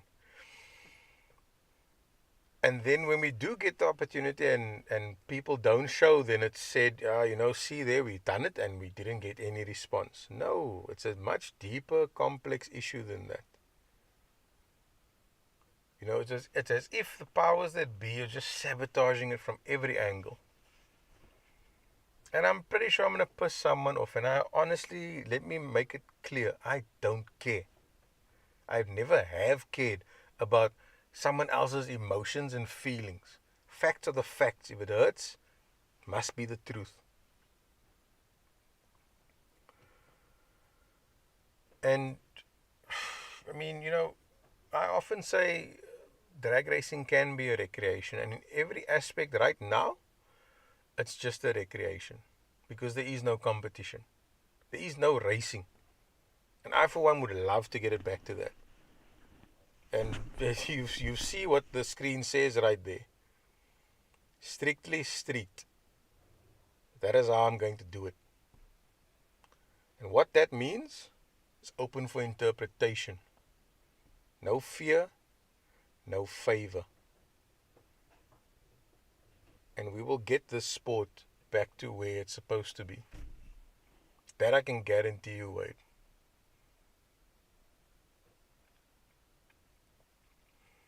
And I mean, what's this? You've heard that MSA blocked licensing for drag strips in the past. Well, I would love to stand before Kuven and Vic, who's now the CEO of MSA, and ask these questions and say, your predecessors, some of you have been there all the years. Krap uit, man. Let's talk, but nobody wants to be transparent. Everybody wants to hide behind something, which just means there's agendas. If that is true, that they've intentionally blocked licensing of strips, then they've been part of the problem. They've been part of the slaughter of the sport. And I mean, if you look at it closely, where has MSA really been except for the Cape provinces for most of these years when it came to drag racing? I mean, most recently. You've got issues that happened or things that happened in KZN with people leaving, moving to other associations, and this whole thing coming up now with, Desi being a facility and being MSA. That's all great. But most recently, as I mentioned again about a week ago, we had 2 MSA events. Yes, they were in different provinces, as that argument constantly comes up. But no, they were not events that could be contested separately. They were both special events. They were both premier events. They were both feature events where it could have attracted several provinces, and it did. So why have them on the same weekend? Who were you trying to sabotage? Because in actual fact, you're just sabotaging yourself. And when yourself is the same entity, I mean, what logic went into that thought process? So, I wouldn't disagree that they've blocked licensing for some drag strips in the past. I would love to know where. I mean, I don't recall there was a Porsche speed run on Old Fowler Road. How old was I? I was in high school, I think, or maybe just out of high school. And the traffic officers were trapping for the event. And I think a Honda actually took that day. A Honda S2000, might have been a black one. Maybe Wade. But a black Honda S2000 took top honors or near top honors with that speed run. And that was a rolling start from under the R45. So they approached the R45 and they started opening up from that bridge. past the traffic weighbridge, I might add, down that dual carriageway, single runs, to be trapped before they got to the bridge leading to Firgrove, and then they'd turn around and come all the way back and the next one would go. I'm very sure I wasn't the only one there. So hopefully there's someone listening to this that was there as well. But what I will say is, when we left that event, I mean, I wasn't driving, my uncle was driving. But we were reckless on the N2 because we were racing 3 cars. One between the 2 lanes and the other 2 just sort of half out of the lane in the shoulder. A little bit of a pool, a bit of a dice down the N2 on our way home. I mean, yes, that was reckless, but as I've said, I'm not an angel. I would never claim to be.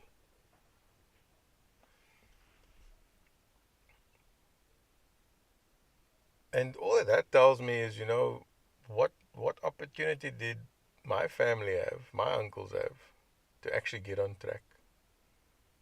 I don't think they ever did. The individual that we went to watch is an old family friend that's made a fair sum of money. That's made a fortune in Cape Town terms. To have built few Porsches, sold them at a profit, raced them. And I can honestly say, if that man had the opportunity to race on a circuit, I mean, as you guys say these days, he would have taken Dakar left, right, and center the way that man could drive. And probably can still drive. And actually does still drive in rallying, if he still does it this year. But he would have never gotten that opportunity because of the regime of past, which seems no different to the regime of today. Because today it just means everyone is free to oppress everyone. So, how have things actually changed? But either way, back then the only option they had was to race on the street. Because what access did they have? So is this an issue that we inherited? Are we going to blame the past? Do we blame the past? I don't know. But what I will say is there is not enough access. And I'm going to stop there because anything more, my intellectual property is going to give way to someone taking and running with it that does not deserve to. For the reasons why I say we need more. And why the access that we have is wrong. There's so many other deep-rooted issues in relation to just that facility that is of city's own doing.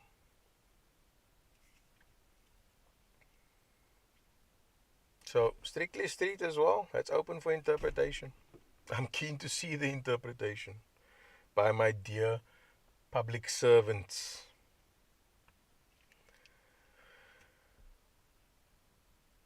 But yeah, I would love to know which strips weren't sanctioned. I don't think that event was sanctioned, that Porsche run. I certainly don't know. I mean, I'll actually ask that question for another upcoming show that is planned. And see if we can get some kind of insight into how things were from a different, unknown, but truly valuable perspective, in my opinion. And maybe there's some videos and photos that I can put up and show up in between, but we'll see how that goes. But I think I'll do that. Because back then all they had was Indiana. 8 till late. If you remember 8 till late, then you're old.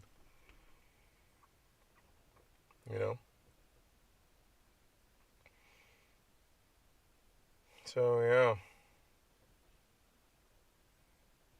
Let me see what I'm reading some of the stuff here. Yeah, but Wade, everyone that's so big back about it, when they're in that situation, then they meek and mild, and they allow themselves to be bullied. But in most instances, they're actually in the wrong. And you've got that attitude of ek sal jou wys. Okay, what is the point of that? Môre is R5 round deur jou voorkop, want jy gaan nou die persoon wys. I've seen a few videos on TikTok with people that intentionally go out to piss off the police. And then you've got the police that was pissed off by 5 other guys before that individual, and then they possibly snap. I don't know. I can't defend my people if there's some horseplay and silliness that does not need to be there. I mean, I've driven this country, I think it's 1.2 million kilometers now, all 9 provinces. And yes, I've gotten fines. I mean, some of the most interesting fines I've gotten and some of the most interesting interaction I've had with cops. Speeding.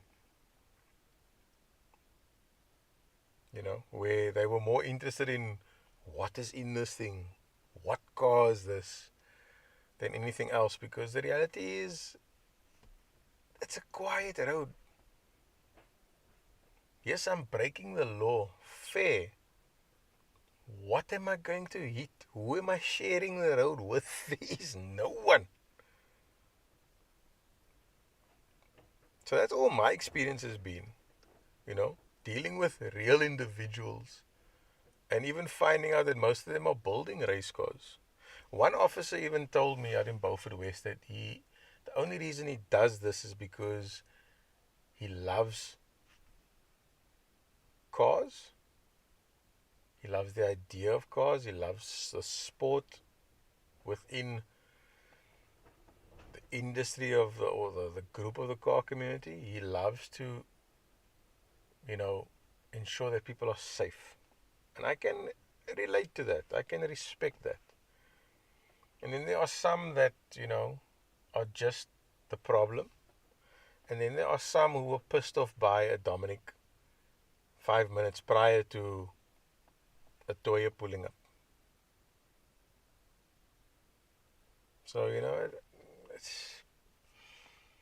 there just needs to be more engagement, better engagement. There needs to be open channels of communication, and there isn't, because one argument is it's going to disrupt operations, it's going to compromise things.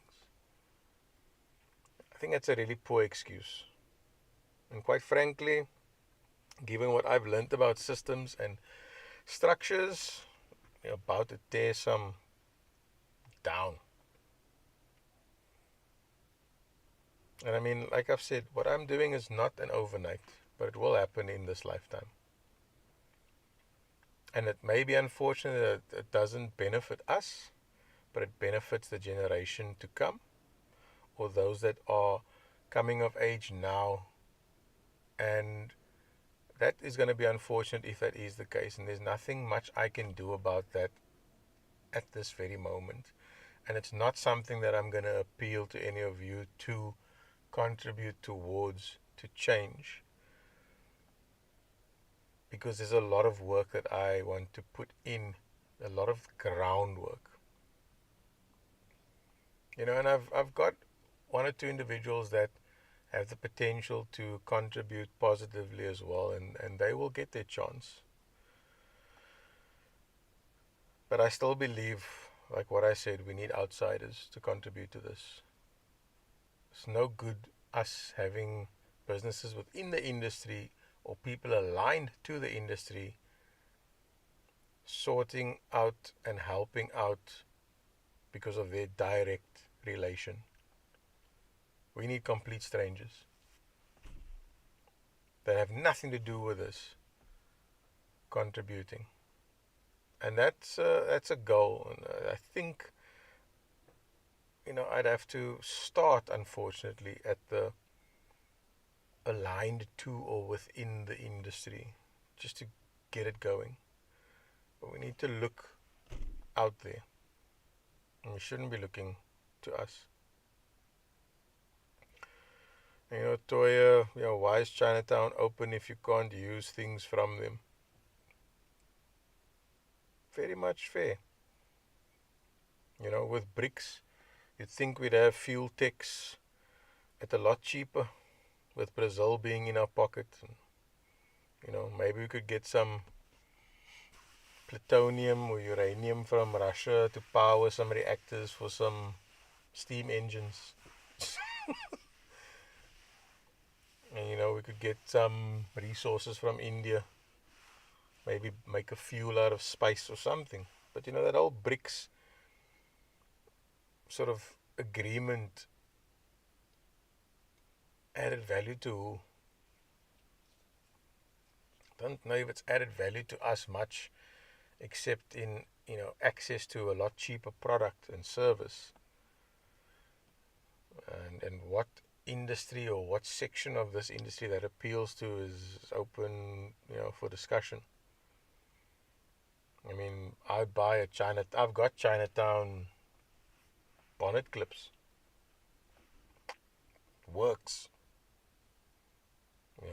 Without them, I took my own duck. So if someone gonna tell me that's illegal, then I'd love to go back to 1980 and all the bins with 5-meter antennas and CB radios and bonnet pins and all of the crazy mods that were done back then. But that's exactly the point. Why is it being sold to us if we can't fit it? I mean, I got offered parts for my Seat by VW or Seat Claremont. Some of them were fitted with self-tapping screws, I must admit, which pissed me off to no end. But I got offered parts from the catalog. I fitted the parts from the catalog. Pull out of the dealer, get a fine for my car being too low.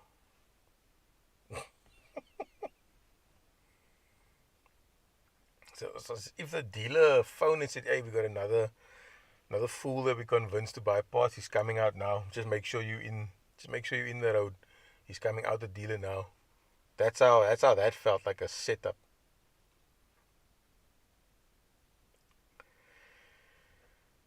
But I mean, as you said here, Toya, why haven't they even out the straight at least? That circuit was retard recently, and the point of the retard I don't really know. Someone highlighted it for me because the condition of the circuit, fair.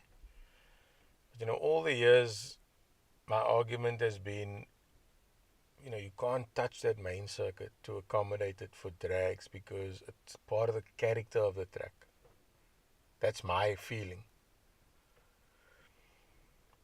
And that also lends to the argument that there should be a separate drag strip. If we're going to come back to that argument that always seems to come up. And there shouldn't just be one, there should be several. I mean, Gauteng is a hell of a good example. You've got, Extreme Raceway, Red Star, you've got Rock, Fast 5 is now the newest one. You've got Midway, Midval, Dalton. I mean, within that vicinity, you've got Zerust. You've got ODI. I mean, sheesh. That's like the smallest province that has the most saturated tracks or most saturated facilities. And every week they are pumping at Fast 5 and Rock Raceway. Every Tuesday, Fast 5. Every Wednesday, Rock Raceway. Without fail. Could that work in Cape Town?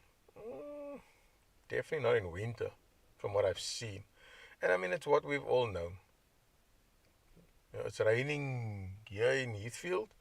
Oh, but it's dry at the track. We need to maybe start there. Figure out what needs to be done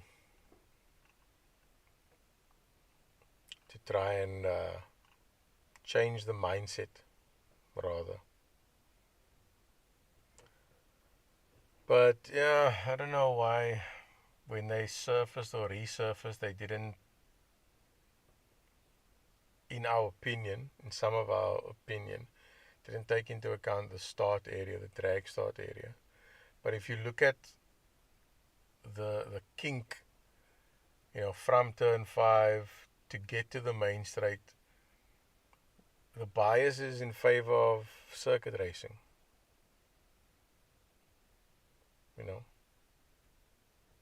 So I mean, it just adds to the argument that we need a separate drag strip. And I know someone's going to take offense to this, and someone's going to be all emotional and probably ignore me or be dick big with me. Yeah, that's fine, man. Like, I've ever cared about the emotions. I'm more interested in people that can tell me to my face and not in a group and try and make me feel bad for doing what I love, but they just came on the scene the other day. And we'll get to that as well. But yeah, one other comment here by Toya. Why is Kehlani acting like only catering for VIP? Yeah, look, I don't know. That's another perception that, people make it about color, demographics. I can honestly say, in my experience, maybe being the glue between most of the demographics, everyone has the same arguments. Whether you are Charlie male, Charlie female, Bravo male, Bravo female, whiskey male, whiskey female, anyone of any color in this beautiful nation, everyone actually has the same arguments. Exactly what you're making, Toya, as an example. So, it's when I listen to all of these and I sit back and I think and I assess and try and form my own opinion, I was like, yeah, they're not wrong. No one's wrong. Because these things are happening. Even if it's just the perception of it. The mere perception implies there is some fact in what is happening. That there's favoritism, that there's bias. I mean, you could probably go back in the history of the circuit, and therein lies the core issue. Just by using the word circuit. Not that drag racing isn't a lap. I mean, there's a start and there's a finish. It just happens to be straight. But there is that general perception. And yet we still go. And there's many that have said they won't. They don't want to go back in.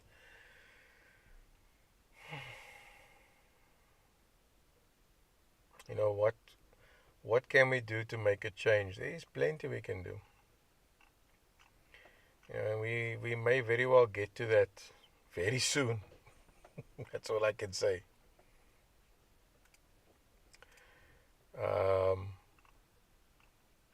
And I suppose we'll see from there.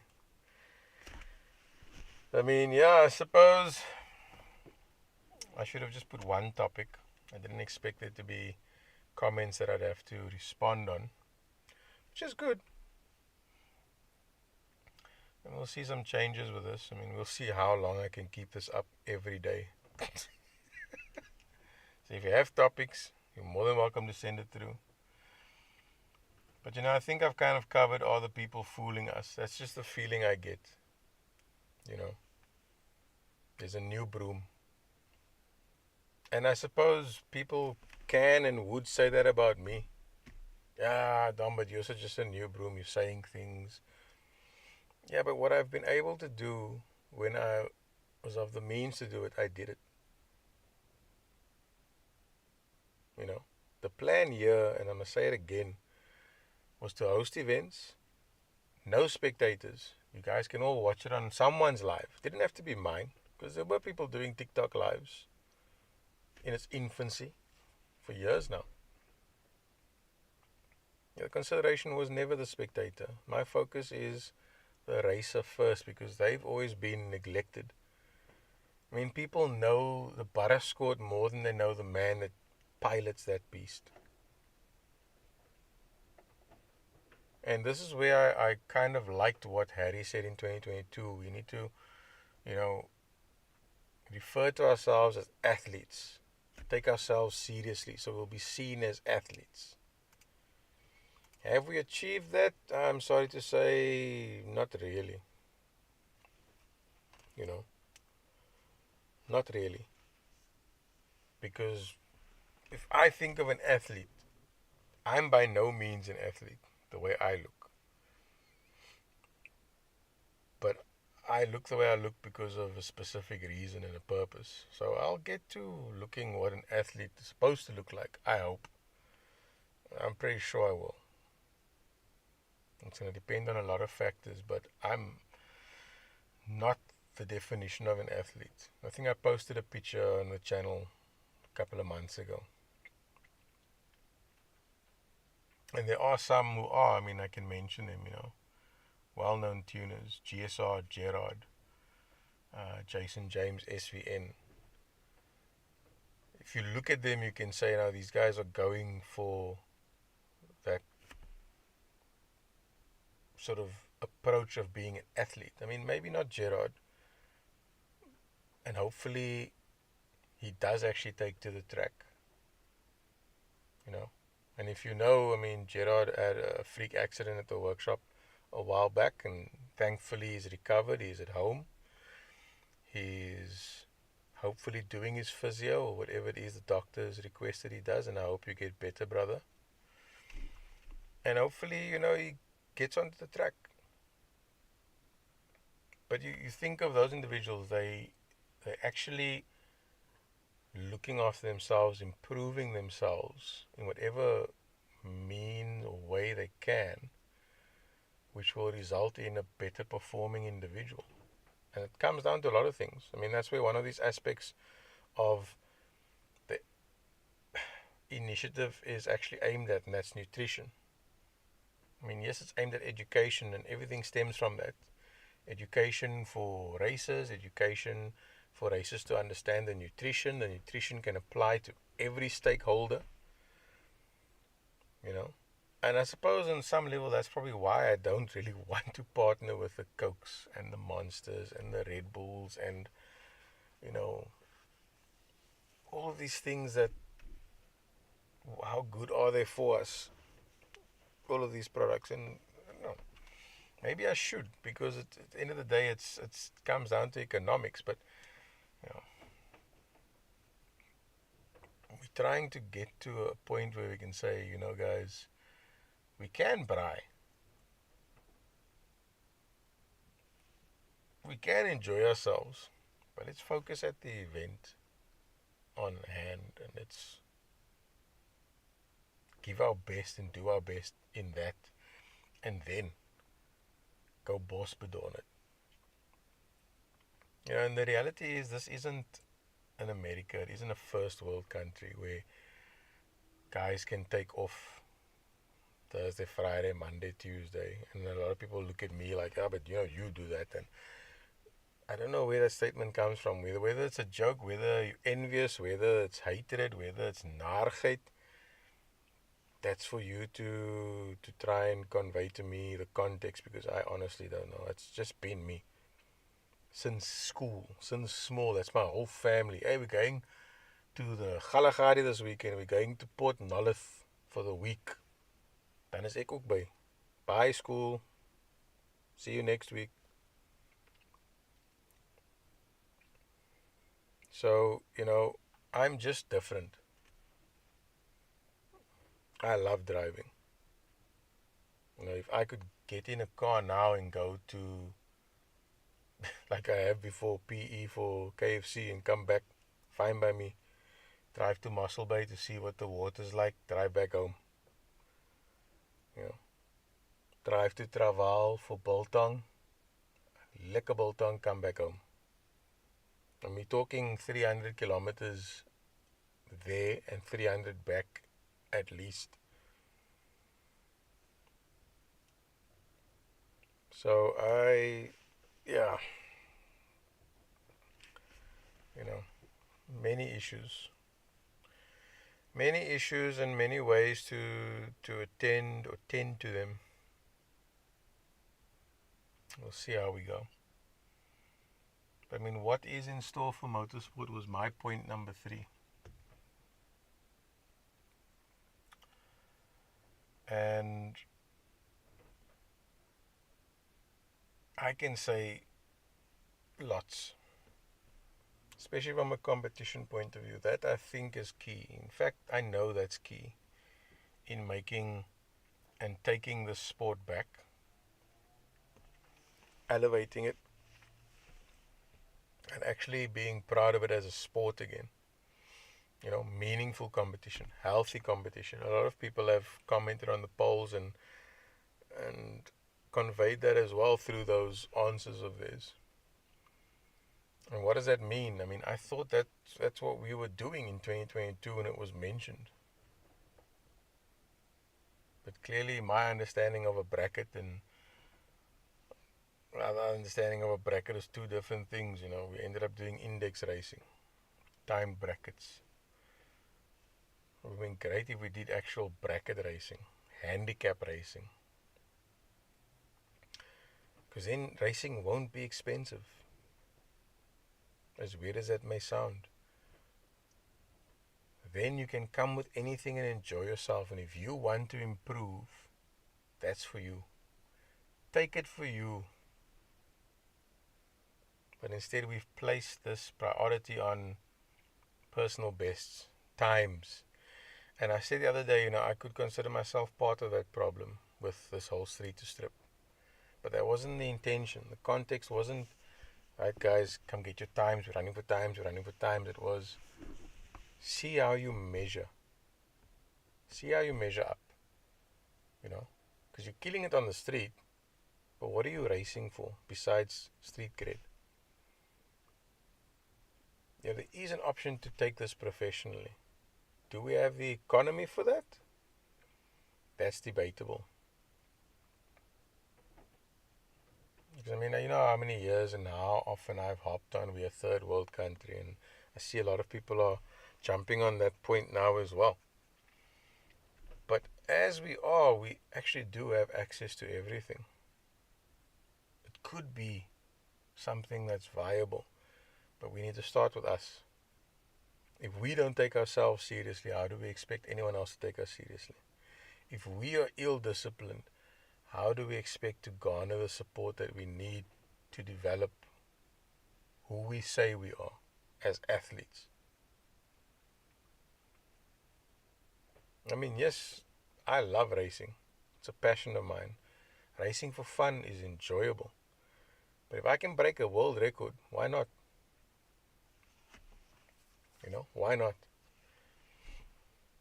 And our constitution allows for so much that a few associations think affords them the privilege that there could be a lot of surprises up ahead for motorsport. Some that a few might not be happy about, but that's just their problem. The reality is, it's what's needed. And competition is one of those things. I mean, I said this before, imagine Formula One was won on fastest laps. That would make no sense. And yes, drag racing is not Formula One. As a discipline, it has very specific requirements. But to be considered a race, it means you are not driving alone down the strip. You are not putting two completely opposite ends of the index up against each other and wondering who's going to cross the line first. You know, it means evening the playing field. And for things like Formula One and circuit racing, that evening of the field is everyone gets a chance to qualify. And your ability determines where you end up on the grid. And in that order is how you'll start. But you have the 70 odd laps to prove everyone wrong. drag racing can take a similar format where you qualify for a position that earns you a spot to race to the finish via a ladder or via a ranking system. Any number of ways can be thought of, but we need to even the playing field. I mean, having an 11-second Honda racing a 14-second Golf and then social media posts and memes being made of it does nothing for the community except to divide. And that's actually an example. Racing a 9-second, potentially 8-second Skyline versus a 17-second Toyota Corolla. That's probably the dumbest thing ever. Unless it's in a bracket race. Because then we'll see the driver ability. Then we'll see the consistency and the reaction of that individual actually make a difference to the race. So, what is in store for motorsport? Quite a lot. If you look at the 9 phases that I put and set out for myself for this initiative, that alone is a hell of a lot.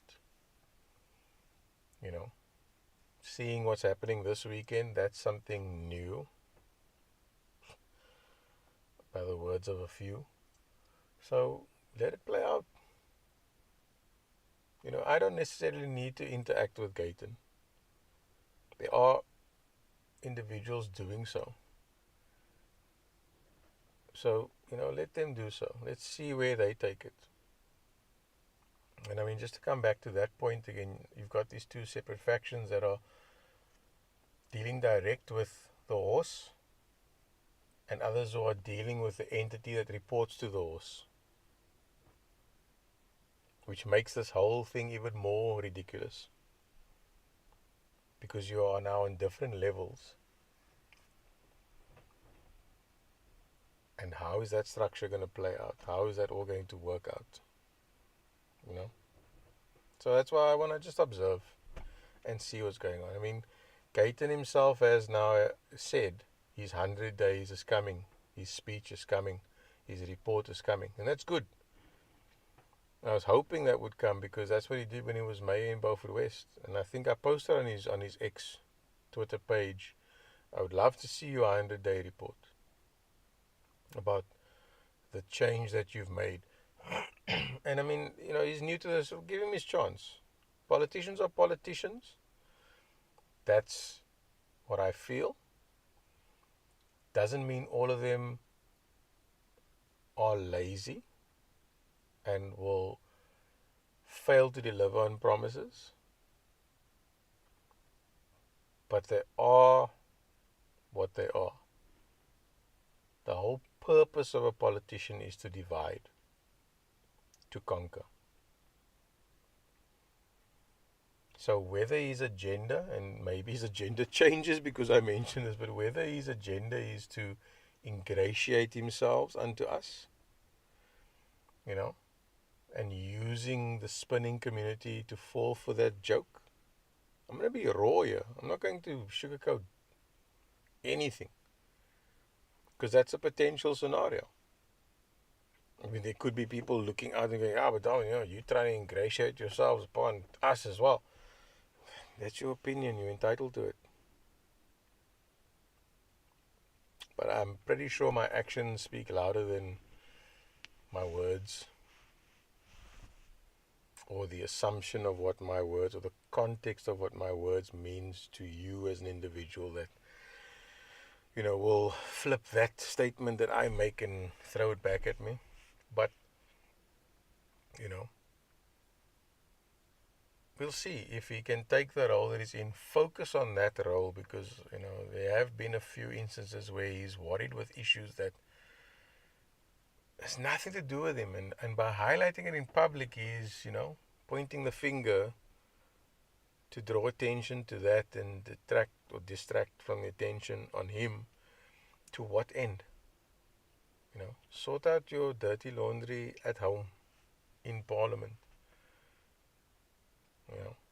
highlighting it out for us is a good and a bad thing, because you kind of showing that you're a pimper, for lack of a better word. And yes, you are bringing some level of transparency to the role, but that should have been your colleague to say, hey, you know what, I was wrong. I've done this and I shouldn't have, and I will endeavor to do better or do otherwise. So, he's got his opportunity, his chance, and I'm just watching. And we'll see what happens. I see Toya's got another comment here. What is the difference on S2S and MSA besides pricing? Well, the major difference when we started it was we're not going to publish times, which, if some of you do recall, I was the one sending out the times after the events to racers that didn't quite get their times, because I felt, it made no sense to say, come and see what your car can do, and then you missed it, and then someone tells you, no, sorry, we don't publish times. The whole reason for that was the event wasn't sanctioned under MSA, which meant that times didn't count. The track wasn't signed off as a quarter-mile track, and I refuse to believe that the track would have been set up in any other manner other than quarter mile, which is 402.336, because that would just be silly. But the times could not count because it wasn't MSA sanctioned, who are sanctioned by the FIA, who, funnily enough, is sanctioned by the NHRA to adjudicate or oversee drag racing within that discipline. And then the other big thing was, obviously, there was no prep to the start line, to the 60 foot, or to where it meets with the main circuit, in Kilani's case. Because that was meant to get the guys to the track, and this is before robot racing became a thing. A lot of the guys remember Friday night street racing at Kilani as well, which was before street to strip. But street to strip was just meant to be the foot in by the door, if you will. And that was ultimately the difference then. No prep, no publishing of times. So the times weren't recorded as official, but they were practically what they were, just minus prep and your setup. If you did a 14.1, you'd most likely do a 14.1, unless you change the slick and change your setup and take advantage of the prep on an MSA. And obviously, because it was not MSA, there was no medical cover, there was no liability cover. There was your general business liability for spectators and for the event as a whole, but not for when that race started to where that race ended, under sort of wide open throttle. If anything occurred there, there was no MSA medical cover for that. So you'd have to have your own, if you were with like Discovery or so. A number of other few differences as well. Not as stringent as MSA in terms of rules and scrutineering, but a lot of guys found themselves being failed because, maybe scrutineers had a chip on their shoulder. There were a few in particular that would help out, that would be a bit cocky and a bit of a problem. And I'd like to think we sorted that out. They misunderstood their role. And their role was to help educate and develop and show the guys, your battery's loose, please fit a bracket. For tonight, cable ties will do. Your seat is loose, please attend to it. For tonight, we'll watch it go, we'll observe. You've got a wheel nut missing. It's on your drive wheel, so can you please take one from your non-drive wheel and pop it on your drive wheel? Problem sorted. Instead of failing the guys. Because all they did was just send them back to the street. And that's kind of what happened in any case, because there was no development that came from that. I'm sitting with all of that intellectual property. And we probably would have gotten to that stage if, and it's going to sound ugly, but if I was just listened to in 2009, if we focused on what mattered in the sport instead of other things that are nice but weren't really necessary at the time, we could have maybe gotten to that point where we would have moved on to the next phase of, right, let's develop this now and say, and I mean, in some cases it did, because the guys ended up going to MSA. I mean, you can't tell me that no one that's raced at Street to Strip since the 29th of August 2008 to date has gone from that and moved into MSA, or at least done an MSA. And by saying that, I'm just thinking of the recent conversations I had this week alone, where a lot of guys said they've never been to an MSA. And you might not ever be at one, because there is no longer an MSA in the Western Cape, or rather at Killarney. There's still the opportunity to have MSA within the Western Cape, and there may be opportunity for there to be MSA again in terms of drags at Killarney. But currently there is no MSA drags at Killarney. And I don't understand how a lot of people don't know that, or if they're just referring to it incorrectly. But Killarney drags is not an MSA sanctioned event. It's got all of the additions that a lot of people were fighting about all those years ago when Street to Strip started, about wanting times and times being published and the track bite, and they missed the point of Street to Strip. So what I can say is the Killarney drags that we have now, I would rather call it Street to Strip plus. That plus being what people argued about, the track bite and the slips. And it seems to be working well. You know, it seems to be working well. And that brings me to something that I actually wanted to cover. But, you know, the last point that I have here is, second last point, can change really take place? In short, yes, it can. Why hasn't it? Well, I think we've covered that this entire discussion, you know. People, in short. That's the problem. People see money, and that unfortunately becomes the main priority. And that's sad. And a lot of people that will argue with me don't understand that fact, and they'll say, but you know, it's a stupid statement because you're going to always need money to do stuff. Yes, genius. I didn't say you don't need money. I'm saying your problem is your focus is money. And that statement was specifically for the organizers out there. You know who you are. But I wanted to get to a point which annoyed me to no end the last few weeks. And yeah, this one's for you, Kuvin. This one's for you particularly, my friend. You know, in April,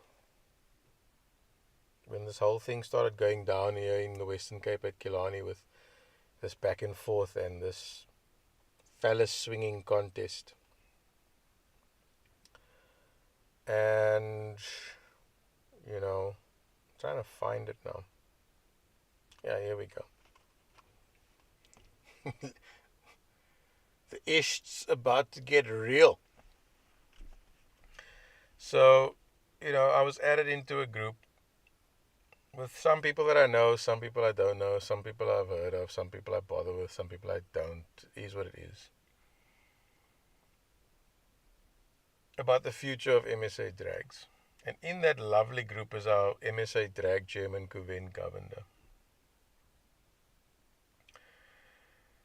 And you know, several of us asked the questions that mattered, and I think I've tagged these messages, so let me just click on them to go back in time, if you will, to try and figure out what was going on. So, tag it. What's the time now? 10:20. I'll put a little tag to this specific segment. On the 10th of April 2024,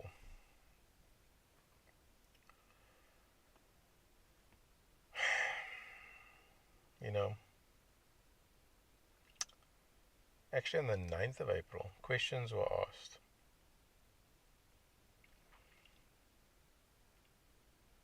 In relation to, this drag national event that's going to be coming to Cape Town, where in my mind, and from what it was conveyed to me, 2022, the plan, and then what transpired in 2023 with the actual event, which is a brilliant idea. We were going to get back to a national championship. So I think the only person that has national colors for drags is Gavin Wilkins. Somebody can correct me on that if I'm wrong. And there's a whole host of people with regional colors. That's great. But the idea was to run this drag national championship. Started out as a challenge. Run it for 2 years. So 2023, 2024. And then in 2025 or for 2025, we have the FIA sign it off as a championship. All good and well. With that came some ridiculous rules in 2023. And I say ridiculous by the interaction with races, some of the rules that they mentioned, which I'm still trying to find and read in the MSA regs for 2023. So if someone finds it, can you please point me to the CR that it relates to, where it was said by some competitors, if you fit a slick, you must fit a roll cage. That one was sort of half confirmed by Kuven when I met with him last year at Aldo at one of their regional events to try and clarify all of these rules. Another that was mentioned was if you have a fuel cell, you need a roll cage, which I find quite strange. I think there was a regulation that said if you have a fuel cell, it needs to be below a certain height or at a certain level. Okay. But all of this centered around fitting a roll cage for most of them. If you took your seats out, you needed a roll bar, your rear seats. If you took your front passenger seat out, you needed a full roll cage. So, yeah, not worrying with the rest of the other points that were raised. In reality, especially in the Cape provinces, you've got a 14-second Golf that's now required to fit a roll cage. It's going to weigh what? I'll have to find out from Nati or Cowboy if they have an idea of how much extra weight that adds, because I didn't really take note. But I mean, it's going to be more than, depending on the material, could be more than the seats itself. I mean, what's a front seat weigh on average? 16 kilograms? Maybe. What would the rear seats weigh? Slightly less. I mean, there's less structure to them. They're bolted in place. There's just all cushion. Whereas a front seat needs to support your weight freely. Especially if it's a, reclining seat, which most cars have, firstly. But either way, so you're not going to try and save 16 kilos and then be told to add most likely more than that for your own safety because of structural rigidity, lateral forces, torsional forces that could be playing on the car and making it unsafe, is for what I understand to be the current argument. I don't quite know. I've had a few things sent to me. I haven't taken note really. So either way, that was the idea for drag nationals. And in 2022, if I recall, Cape Town voted against that because there was no one at the meeting, really. So we could not have a proper discussion. I said in the last minute, I'm going to come to this meeting. I got there late because I didn't take into account the traffic, because I never really bother driving to Table View at that time of day. I wait till it's clear. I was in a rush to get there and didn't make it in time. Got there when the meeting was over because there was not really much of a meeting. So Cape Town voted against it. We want our old classes, and that's how we're going to run for 2023. Enter 2023. Everyone now has an upper hand except the Western Cape. And that's where I sort of got involved, went to a meeting and said, guys, please, this is what we're trying to do. And not directly.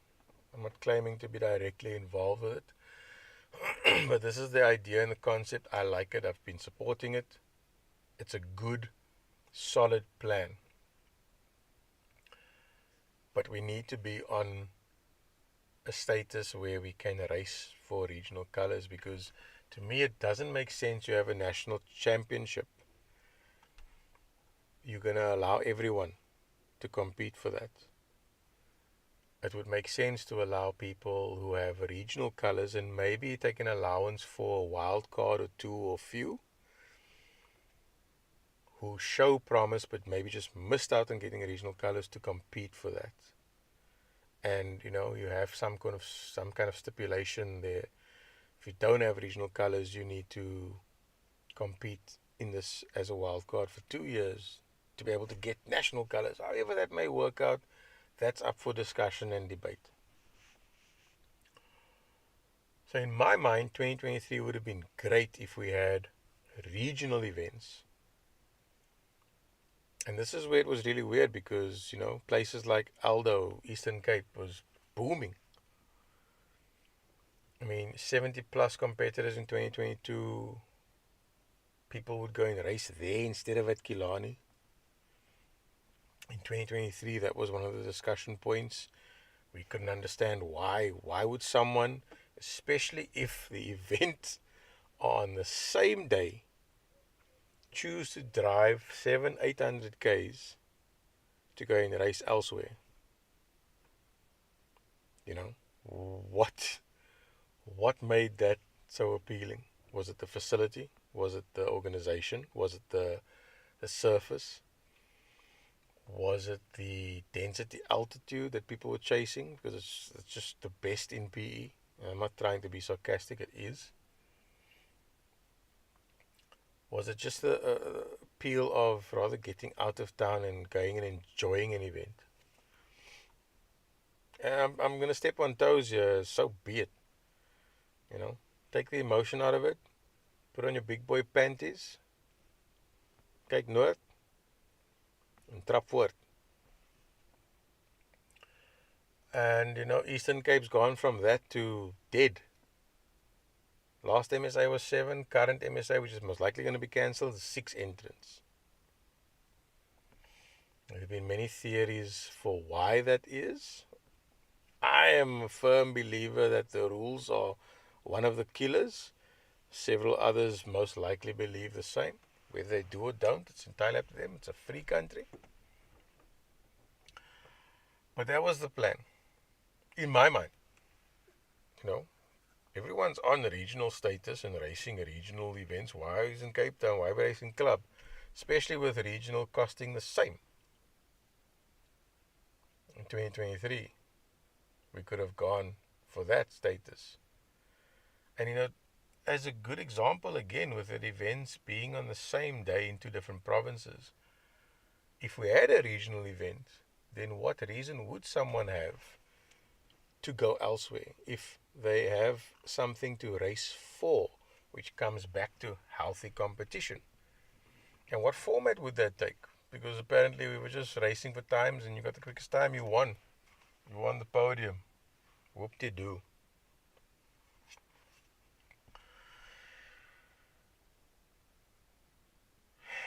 And that didn't materialize, really. 2 years of regionals with 2 years of a national challenge.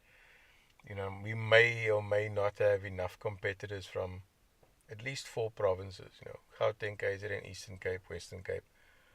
Maybe we could have roped in the Free State, the Northern Cape, Limpopo, Mpumalanga, Northwest. Who am I leaving out? I think that's everyone. And we could have had a proper national. Races from each of the provinces. And a lot of people have commented on the polls that I've put out for those provinces to say, they'd love to compete. I mean, who wouldn't want to compete for colours? But to what end? What's the end goal? Once the people have Springbok colours, where are we going to send them to World Cup finals? Are we going to send them to Australia? Are we sending them to the UK? Are we sending them to Jamaica? Are we sending them to Russia to race? Are they racing with neighbouring countries? Because that's international. We're going to race in Angola, Namibia, Lesotho, Swaziland, Botswana, Egypt, UAE even. What are we going to do with those Springbok colours? But, that would have been 2 years away. So we'd have had 2 years, almost 3 years, to try and figure out the end goal there. And like I said, I fully supported it. So the rules kind of, from what it looked like, started to kill these events, the drags in the Cape provinces, from my perspective, from what I saw. Because like I said earlier, we pride ourselves in having a daily car that's quick. I mean, people love bringing up Ikram Babulia that's, driving his Mark 1 to the track, full trim, full alles, 11 seconds, drive home. And I see he's been spotted recently at the track, and people are, he's making appearances, and I believe he's been having some health challenges, so hopefully he gets to come back. That would be really good to see. But where did that leave us with no regional? And that was really where 2023 was this pivot, where it was, guys, we've got all these provinces are 2 rounds ahead of us. I mean, there was really no one representing the Western Cape at round 1, Gauteng. There were a few individuals kind of representing a Cape provinces at Cape province at round 2. So before we slaughtered in round 4, let's kind of have some kind of representation at round 3 to give us some kind of fighting chance. But this is where it's headed. So, it would be great if we move to a regional thing. But, for some other reason, this schlong fight between, and I'm going to be very specific here, WPMC and MSA kind of broke out. There are versions of stories. The argument is costs. From where I'm standing, it looks to me like just nobody wants to compromise. There are stupid rules which are being portrayed as rules for the sake of safety. We'll get to all of that. This is going to be a long one. Now, like I said, I met with Kuven, albeit intentionally, unintentionally, but I was in the Eastern Cape to come and observe a regional, and I was very shocked at the turnout. To sort of go through these rules and discussions and, try and get an understanding, because one of the technical advisors, I believe, Alistair, whatever his name or surname is there as well. And all of the partners in this whole thing, from what I can understand. But this is about Kuven, really. So, I made a post on the 9th, and even before then, posts were made by other races, I'm not going to mention their names, that, classes were changed, things were being swapped around, now things are being split into there weren't enough entries. What is clubbing? So this is now this year, after 2023, which seemed to be promising and seemed to be bearing some kind of fruit, or at least gearing the guys up for this. But the points were relevant because there's no consistency. Things are changing every year, year on year. There's new rules, new rules, new rules. I mean, we had issues like this on a site that I worked on for 5 years, and it became a joke. New rules. Not today, new rules. Oh, this didn't work out for me, new rules. That's the feeling I was getting. And some of the points were legit and logical, about monetary means to travel and, the willingness to compete at home if, that ability was there. But the point was being missed about it being regional instead of just club championships. So either way, matters were raised. And the point I made was, I first requested a time to chat. And I specifically said we need WPMC on board for the best of the sport in SA. I can agree there. And I'm reading this to you sort of verbatim, where I said, I see the point that was being made about consistency. We do, however, need to look at results within provinces, find classes that cater equally to all, not just a handful. We are alienating people who may want to race at MSA level in 15 second and over. Secondly, on perhaps the other end of the scale, we need racing, not solo runs, even if that means 8th mile. 8th mile racing for unsafe tracks, tracks that cannot cater to side-by-side racing quarter mile.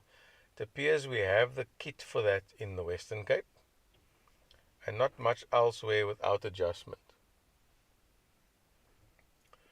And I said that based on what I witnessed at Desi in KZN, and what I witnessed at Aldo, with guys constantly going to the finish line, constantly checking sensors, and all being super suspicious, and then also being told to race 8th mile the system needs to be changed.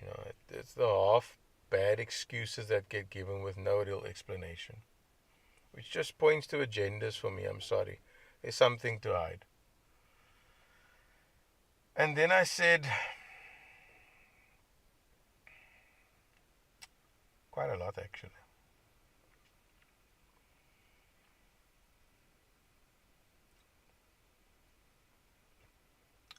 But I did say in April, and this was now the 9th of April, so a day before the response came, which was a surprise. I can appreciate, I'm not going to mention the name either, the argument by a said individual about colors, regional colors, and I agree. But I was saying that, at club level, we should be able to institute our own classes and regulations in line with general and logical safety requirements that cater to that target market racer. We just have to note then that it will not qualify us for colors, but that wouldn't stop anyone chasing national colors from competing and campaigning within a region that will allow them that if they wish and if they conform to those safety requirements. I know that may seem to set us up in the short term as an island,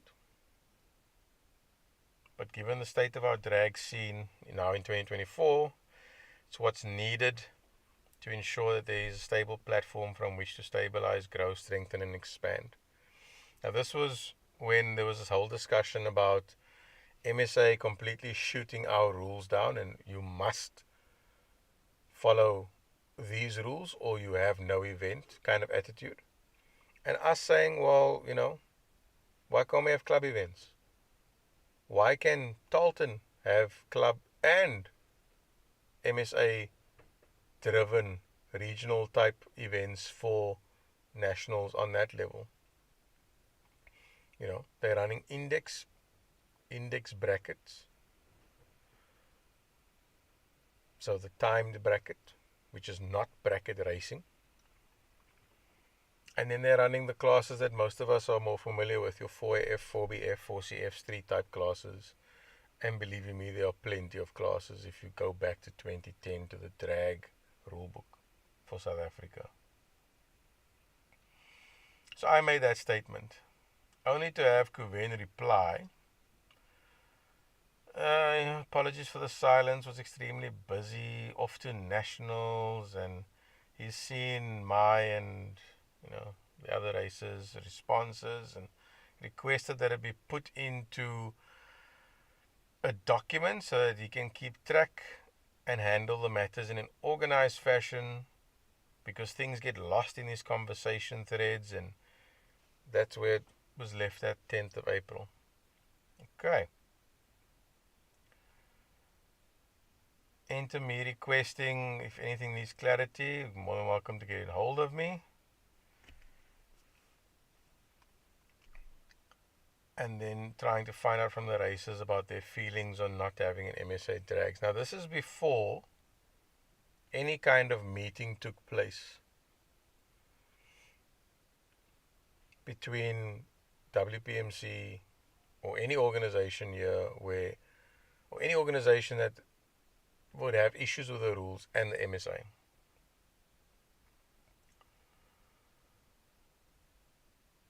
And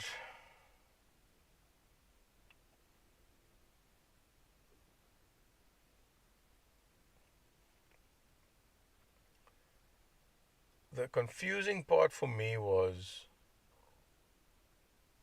and this is where I'm going to step on toes, as if I care.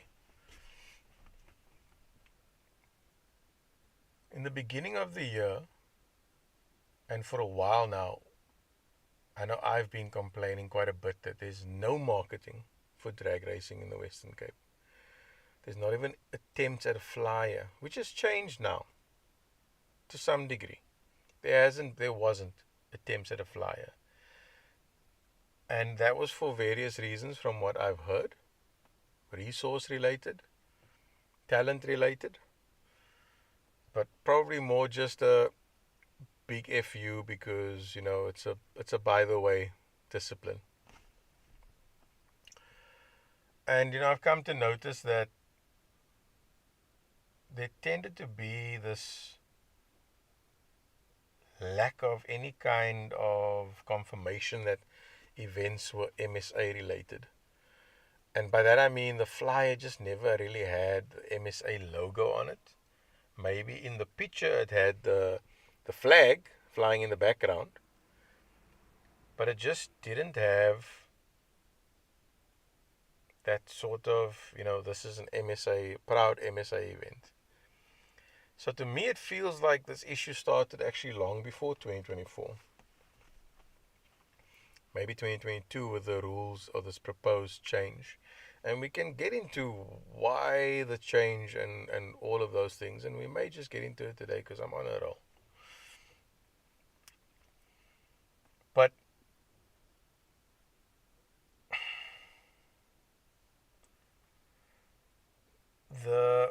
this whole spiel of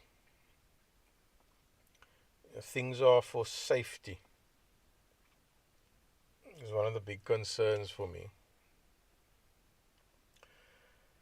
And I won't say careful, I said what I needed to say, but I was very wary of the way that this would go.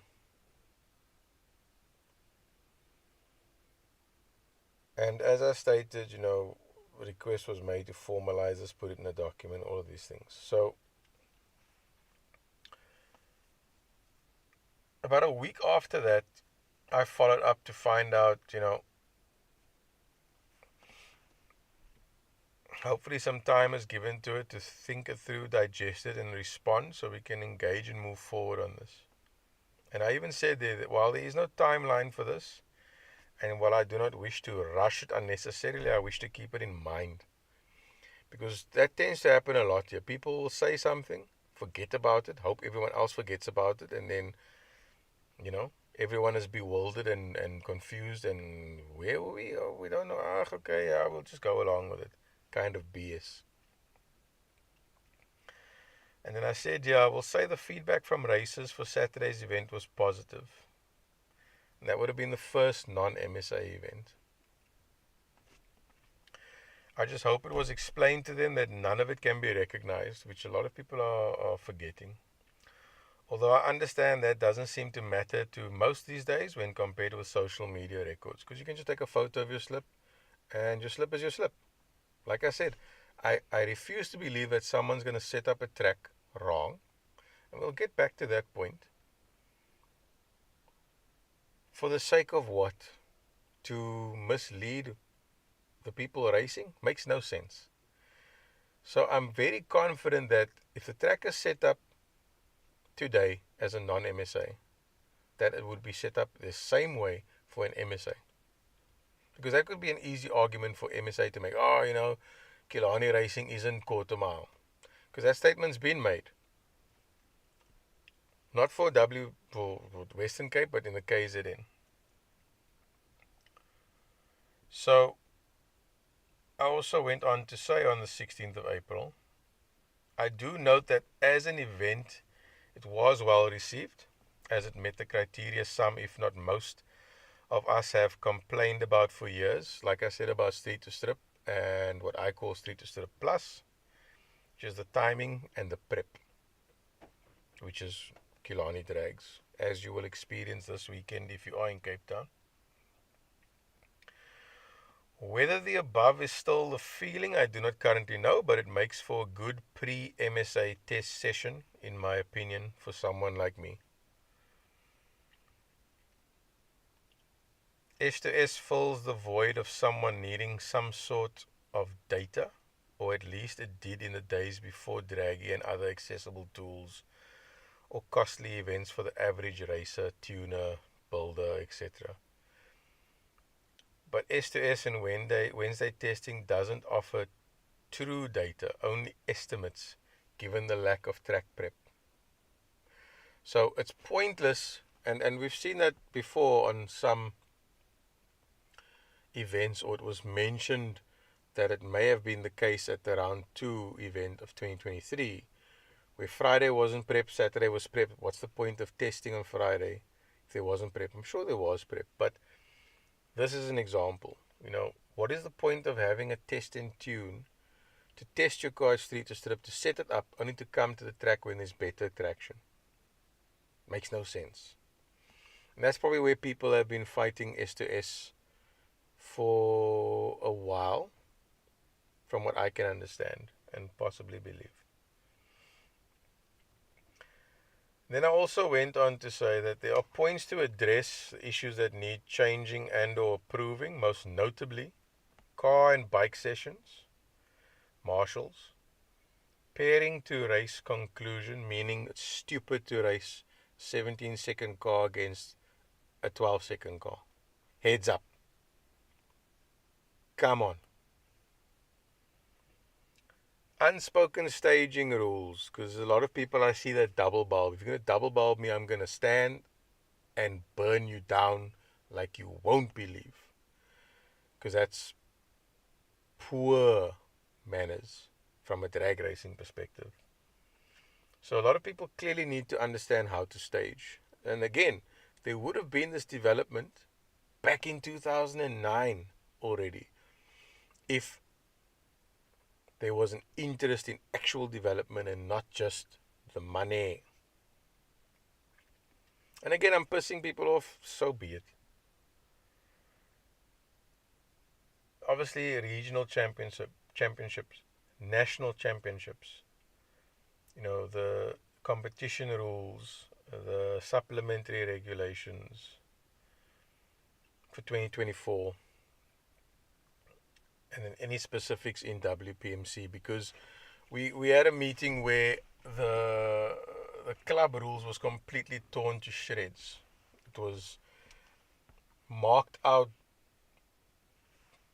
with a red highlighting to say remove in favor of this, like you won't believe. Looked quite ugly. And then, like the specifics for the WPMC adaptation for these rules in terms of our own club classes, club rules, for those of us that just want to race for the fun of it. And, infrastructure, and by that, this was more a WPMC matter with ablution facilities, timing boards, PA system, the PA system in the Joubert pits, the PA system down the length of the straight, the catering. And that was kind of open up to the small group in that drag group. I think I forwarded it to the MSA Cape Town drag group as well. Either way.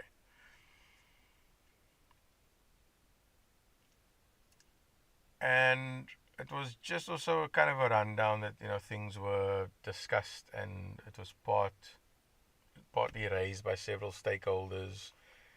We had racers, crews, spectators, race partners as well, in these sort of, maybe in an informal capacity or an indirect capacity in some of the drag meetings that were there. So Feb there was one, March there was one, March or April there was one, and then May there was the one that I missed.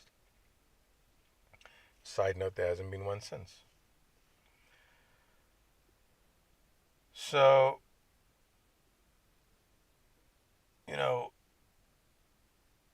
I'm trying to get to this point here. So that was April.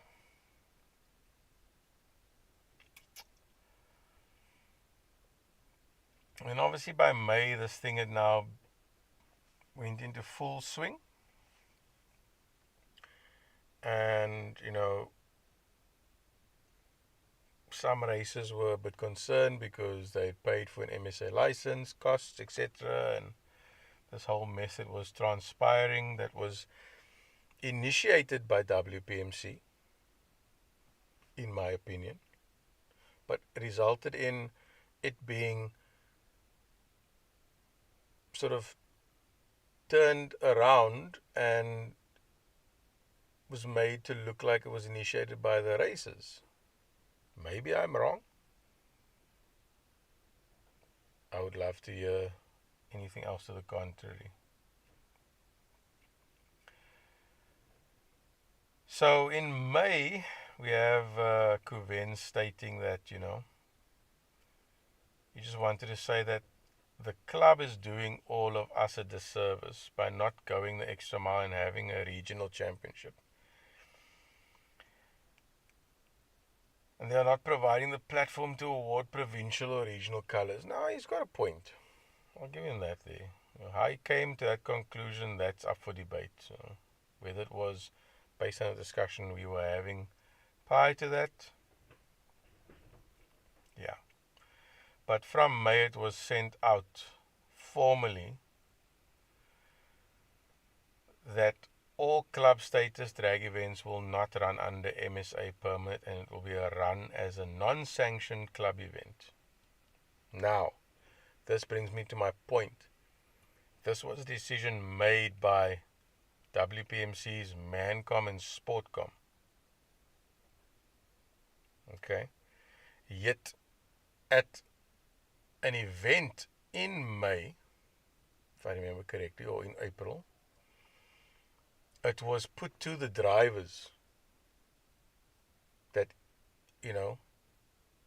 if we want this, we must raise our hands. We must say, as if it's the powers in our hands, only to be turned around and then to be used to state that it's the drivers that decided this, but it's the club that instigated it.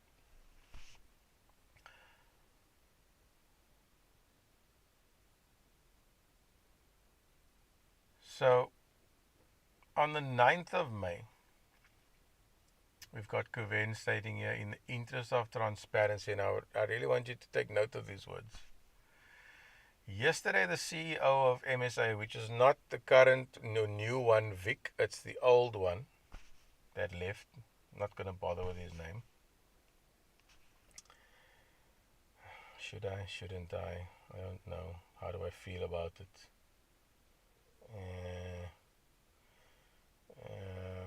Yeah, okay. Adrian Skolts. So Adrian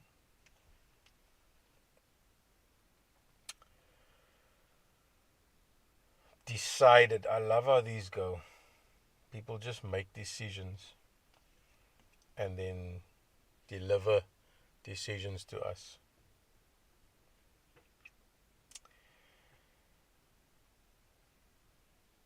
But so Adrian decided. Now let's get back to what Adrian decided. Sorry, I'm jumping all over the show here.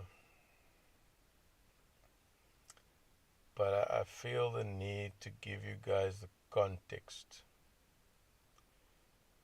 And you'll get to understand why in a very short moment. So the CEO of MSA then, Adrian, and himself, Kuven, managed to secure a meeting with the WPMC management for the 28th of May to resolve the situation around MSA drag racing at Killarney. And at this stage, all he could say is that the decision to support unsanctioned events is up to the individual, which is very right, because our constitution allows for that, I will add. His personal position is simple. I do not race on the street. I will not participate in any competition unless it is sanctioned by the MSA, as my safety and those of my fellow competitors and everyone else at the event is regulated and the necessary protocols are in place. Therefore, everyone has individual choice to make, and that deduction will be based on principle and not the need to just drive fast, break records, or achieve a personal best ET. Those are Kuven's words on the 9th of May. Now, I then respond with, I await a response to our queries because a month has passed. And I also go on to say that transparency is appreciated and often what is missing from certain clubs, associations, and in general in situations like these.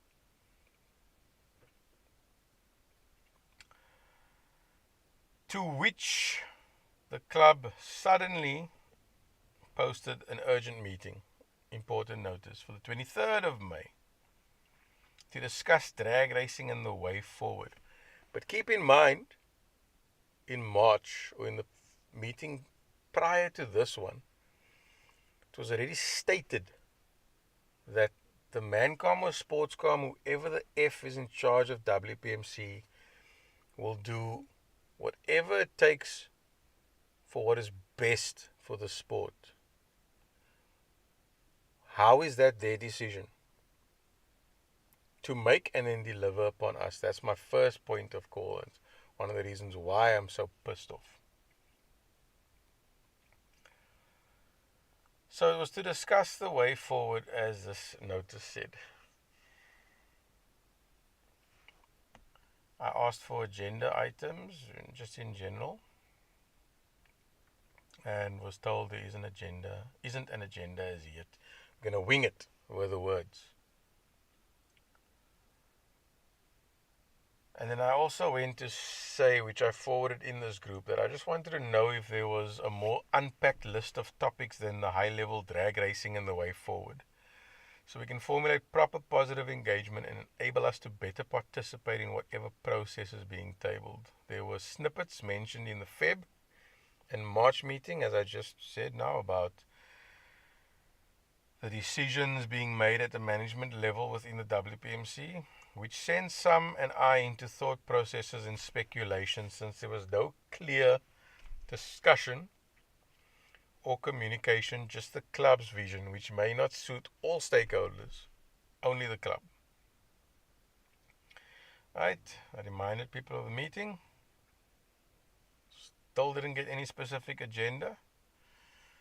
And we have another response from Kuven on the 21st of May to say that I think emphasis should be on properly run, safe racing that is compliant, I assume is the word, with the regulations and consistent with the rest of South Africa. I also think you need to table why there is no regional championship run to give competitors the opportunity to qualify for provincial colours. Now that is an issue that's a long-standing one here. and something that I don't really have much context for from 2009 till 2020, 2019, thereabouts. So just before COVID. And my response was, I think for me, I need to unpack the properly run and safe aspect. That is one of my points for this Thursday. Not sure the views of others. Racing at Killarney, it was raised that club and regional costs are similar, if not exactly the same.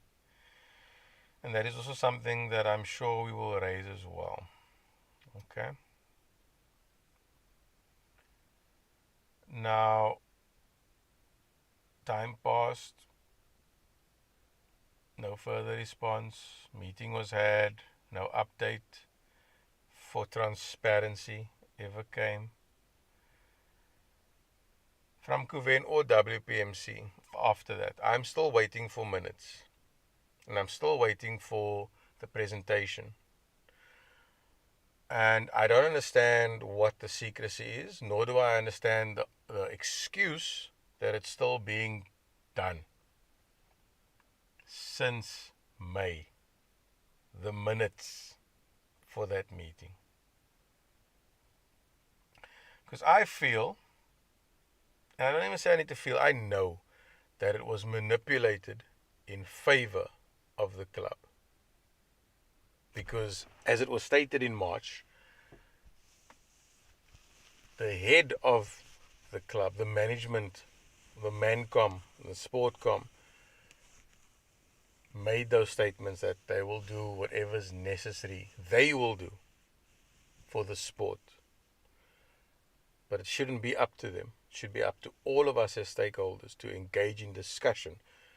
I don't think that ever happened. I don't think that happened in May. I can only confirm that if I actually get the minutes.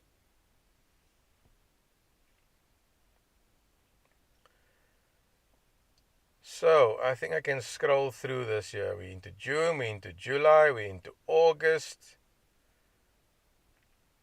we're into September. So, what's that? May, June, July, August, September. 5 months since the topic was raised in April. Almost to the day. And I said, a response to this is still outstanding. This was addressed to Kuven. And one response is appreciated in the interest of the sport. Thursday will be 4 months. No one is that busy. So now we're getting real. Because for what was sent to me, people are scrambling and looking for interviews to what, I don't know. But we still don't have a response here. So here's the response. Good morning all. My silence is out of sheer disappointment in terms of what happened in the Western Cape. I was informed by WPMC management that it was the club members of the drag racing section that chose to race non-MSA. I feel that's a bit untrue, but this is his words. What should I do, sir? And in truth, this is what started to piss me off. You yourself have been promoting non-MSA events. In all honesty, I have nothing more to offer. If the actual competitors don't want safety, discipline, and process, I cannot force the issue. As the owner and driver of one of the fastest cars in SA, no idea what the point of that statement was, to try and draw attention to yourself. My family and team have made a decision only to race MSA and make sure both car and pilot are 100% compliant to the regulations. The price of entry and license is what it is. When the competitors want to have a serious discussion on a proper way forward for the sport in your region, I'm happy to fly down for such a meeting to assist. Now, my argument or my point that pisses me off here is to speak down to us that when we are ready to have a serious discussion. So there's several issues here. And one of them is a lack of transparency on both parts, to be fair and honest. On MSA's part, care of Kuvin, and on WPMC's part, care of whoever. Des, Paul, Terry, Phil, I have no idea. Whoever the guys were that were on the stage at the AGM, those two, and the rest. Now,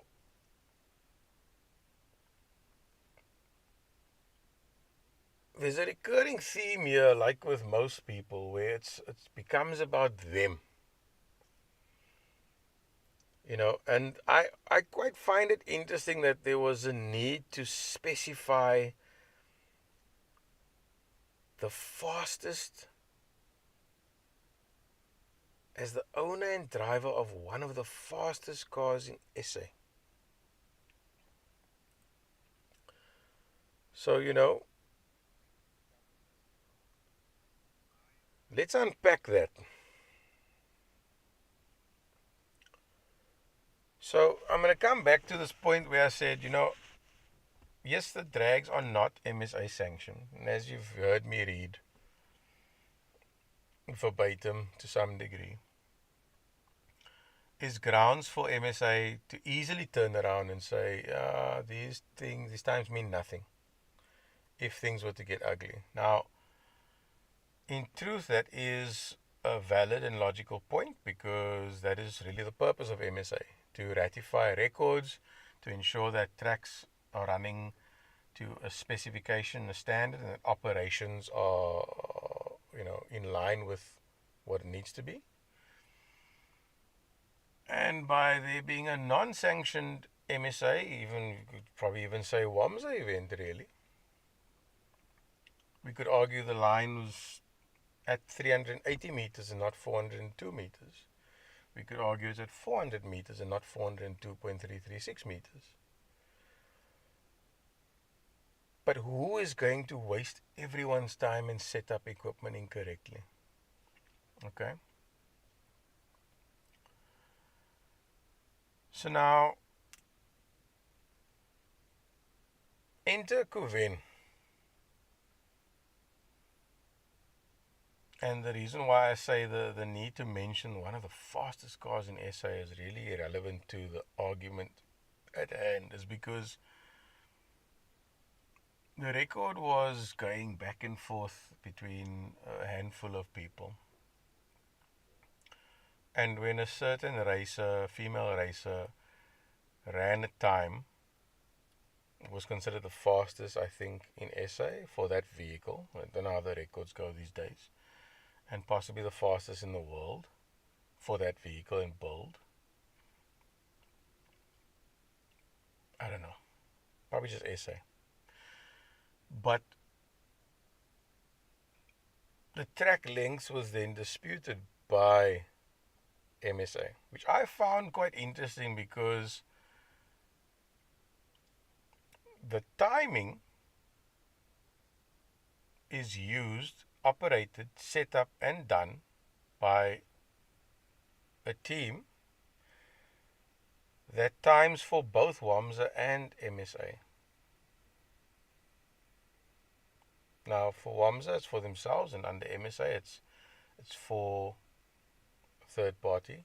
But the point is, who is going to waste their own time to screw an entire community? If you can hear the ridiculousness in the allegation that the track can't be quarter mile.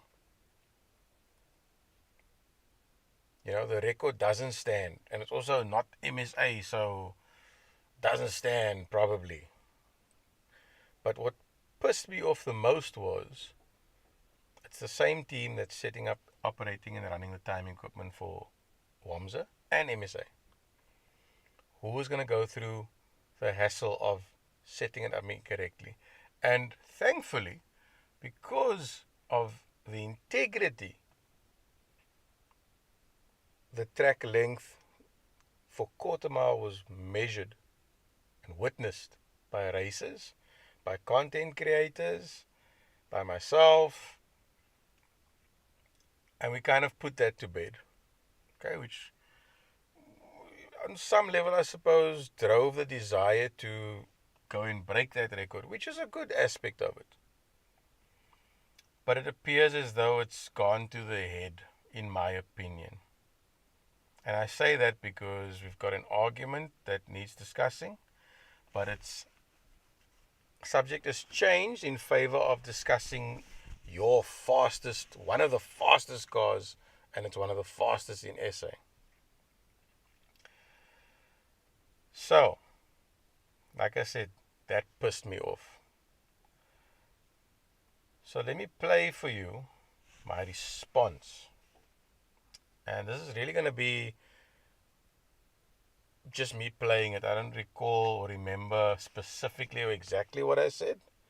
So I do apologize if there are expletives, but I can tell you this, I sound pissed. So here you go. Promote sport and recreation. When we've covered this before, I promote sport and recreation. I've been promoting non-MSA since long before all of this mess that happened this year. So, unfortunately, sir, it's a poor excuse.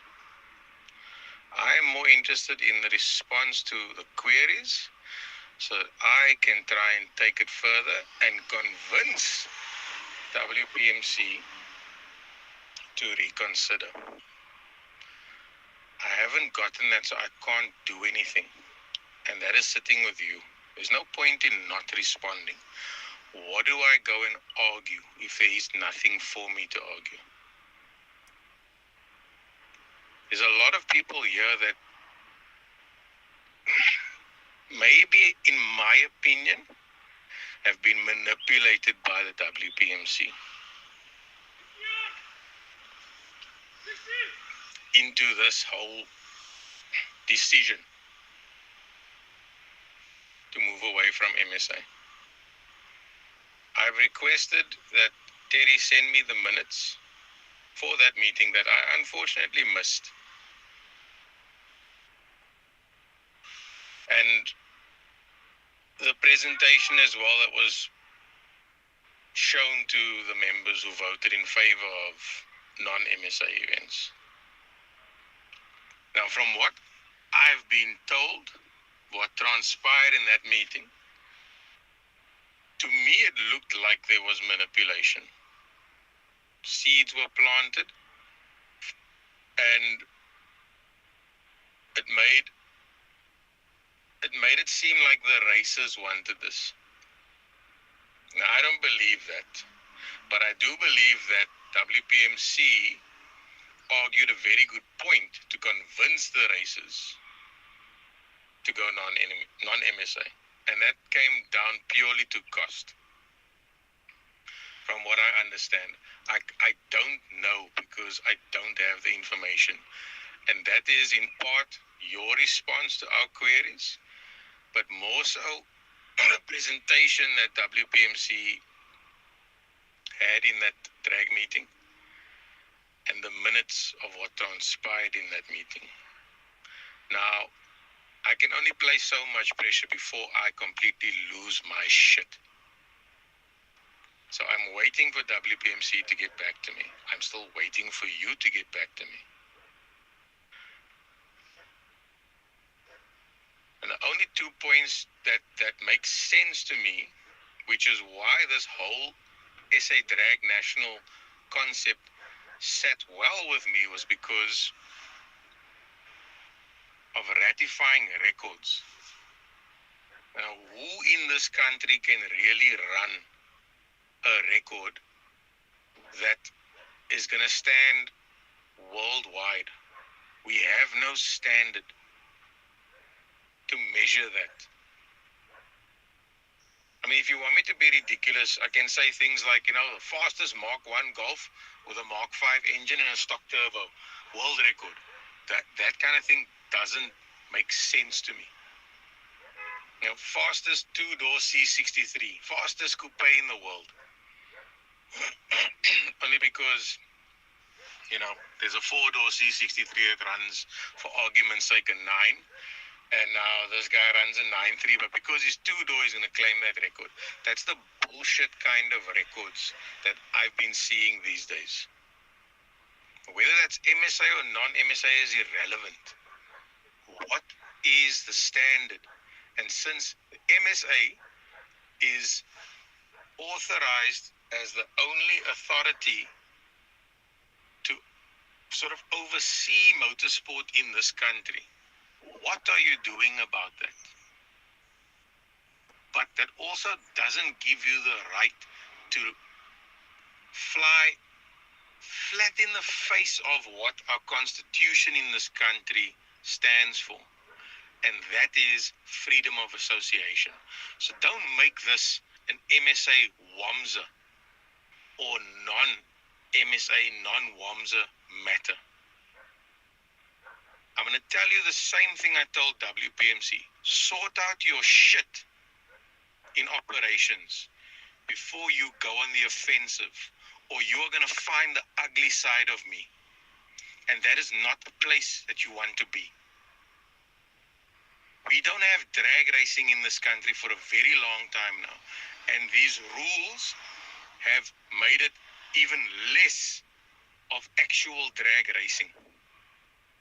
All I see is a small group of people eliminating the majority of competitors for their own benefit. And if you want me to go down and get into detail, I will. Because don't forget this fact, rather. You are mandated by SASCOC, Sports and Recreation South Africa, to develop and include everyone in the sport. The rules, the approach, what is currently happening does not do that at all. It achieves nothing but to reward a handful. And you are all in that circle of few. Past a certain year, you need this, you need this, you need this. Cape Province cars are not purpose-built drag cars. They are street cars. Some of which are driven daily. It's very different up in KZN, in the north, central South Africa, around the back of SA, where there may be more purpose-built drag cars. But all I see is a bunch of people taking advantage of the fact that there are no competitors because of the rules that you and I have discussed in length on the phone and at Aldo.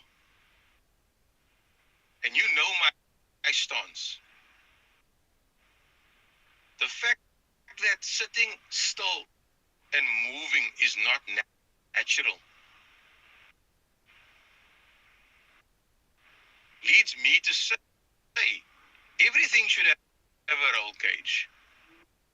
But every car has a roll cage through its A, B, and C pillar. That let me just try and reset this and play it again, because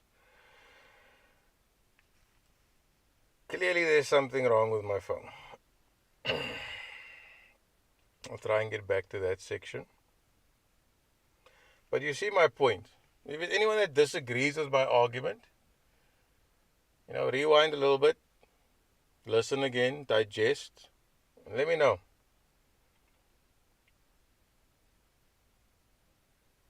Let's get back to this juicy bit. Oh, my phone's smart enough to save where it last was, but let me just rewind a little bit.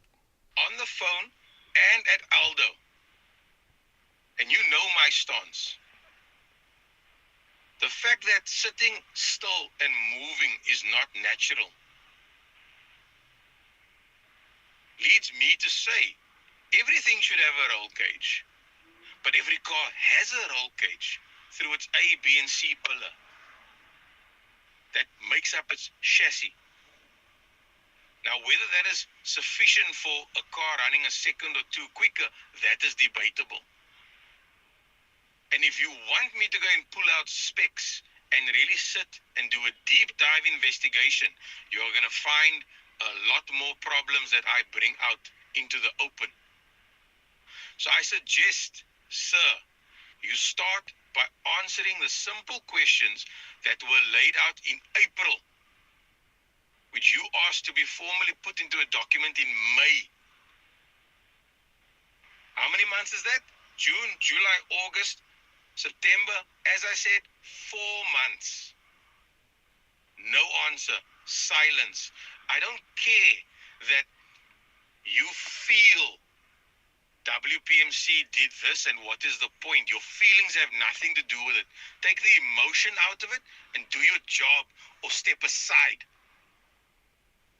I don't need to say this again because now you are angering me to the point that I will make sure we drag racing back to where it should be and not this bullshit drag runs for the sake of world records. Formula One isn't won on the fastest laps. It's won by everyone qualifying for a position to vie for the podium. How you do that in drag racing is quite simple. But running in classes and then declaring the fastest in that class as a winner is bullshit.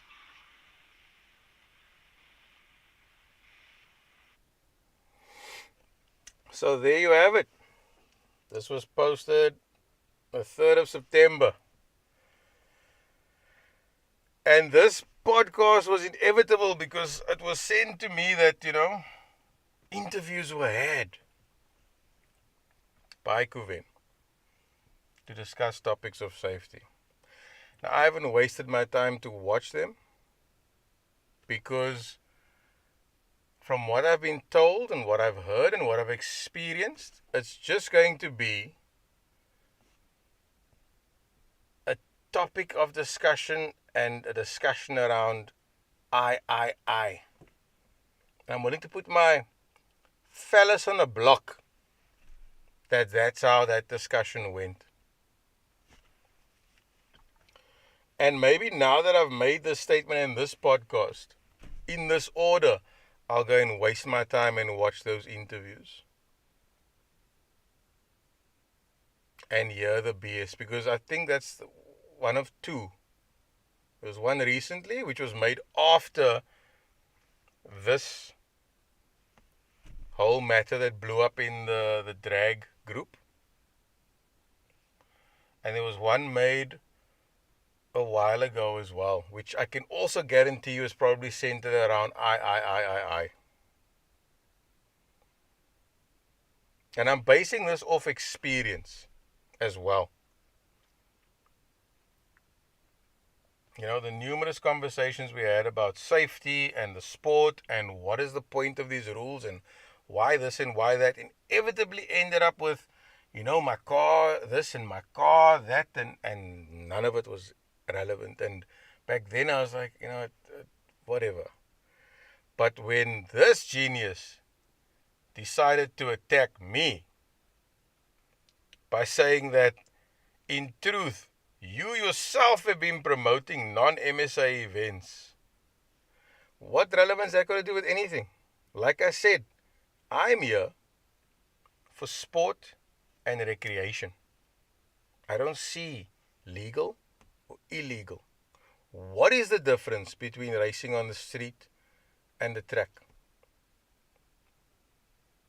I can guarantee you, some of you understand the logic once I state it. Some of you know what I'm talking about. But there is no difference other than public discipline. And that doesn't mean everyone behaves himself and you know where you stand and you stand out of the way. And now this starts to tie in this bullshit segment of carte blanches with that girl that got knocked. And I still want to know, honestly, is it the same girl that was knocked on another spot recently? I have that video somewhere as well. Got knocked by just a civilian driver passing by, minding their own business. I wonder if it's the same girl. Either way, the only difference is public discipline. Now, what does that mean? That literally just means when you come to the track, there's a space for the spectators to stand. It's usually behind fencing or barricade or barrier. And the space where the racers performed and the racers race, that is exclusively for that purpose only. You don't have marshals standing in the middle of the road or the middle of the strip. You don't have spectators standing right next to the strip. You have everyone in the space they are meant to be. That is public discipline. Which circles back to our dear friend J.P. Smith and what he misunderstands about his portfolio in public and safety, or safety and security, where he just seems to think it's about reckless drivers.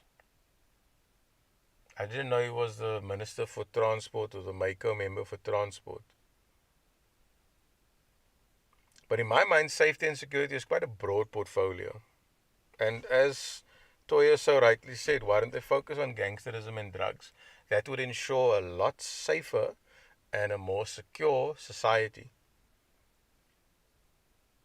You know, this initiative that I'm busy with is centered around education. And that is meant to ensure that people are more secure and safe, because they may be better equipped to provide for themselves and those who are dependent on them, which means or may mean that they can maybe find and put a roof over their heads and have shelter.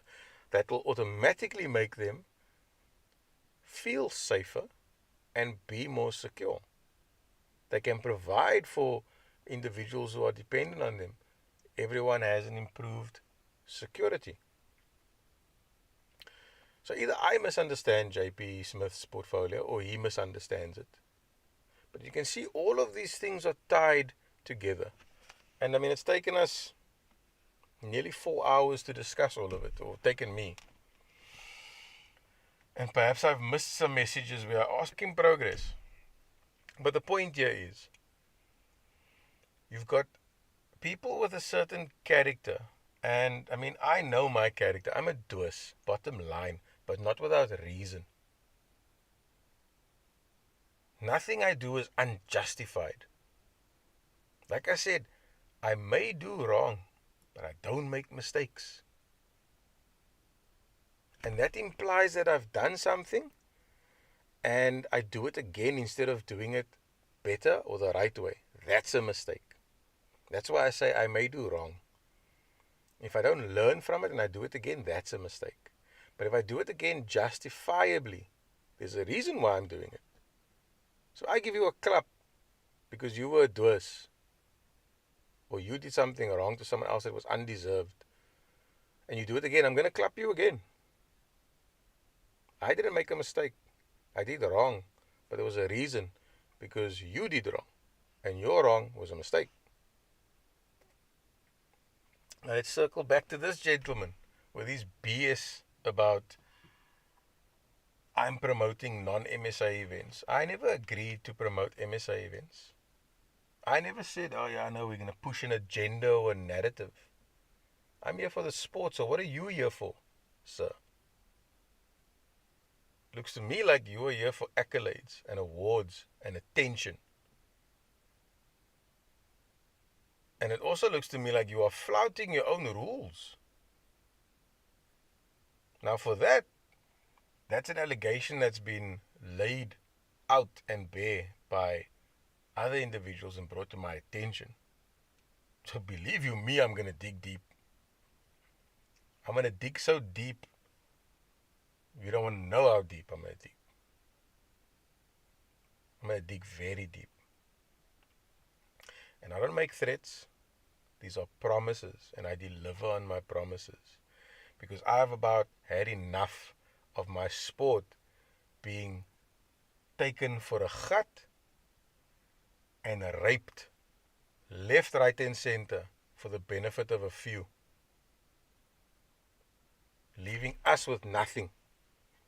not a sport to be proud of, not a sport with any form of healthy competition, not a sport to develop anyone except a few.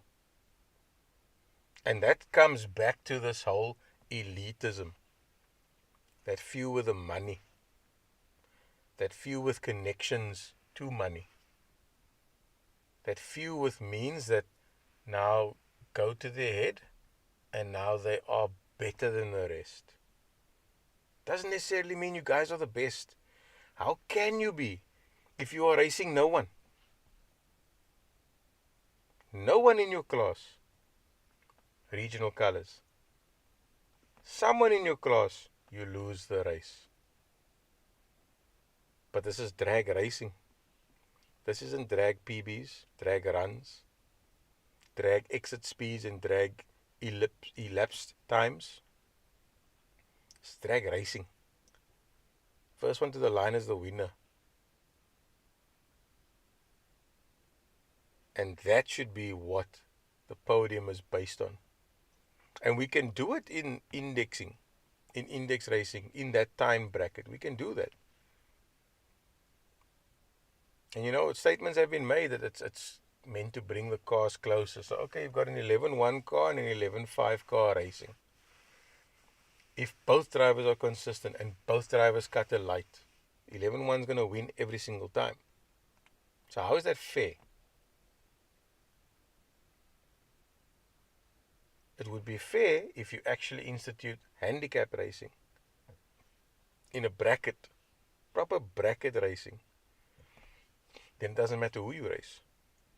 And yes, we're going to have the big boys now arguing, oh, it's so much harder, to get a high-powered car down the strip. So you can't race an 8-second car versus a 7-second car. Yes, you can.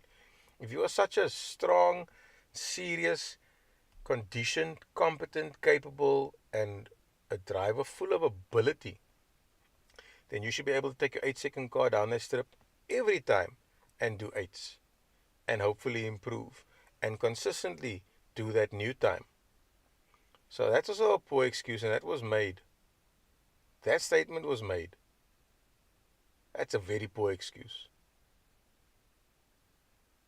But to see a 17-second car run with 8 and 9-second cars and come out tops, that to me is the word I'm looking for. There's a specific word I'm looking for, and I'll probably come to it at some point. That's gratifying. I think that's the word. I'm very sure that's the word.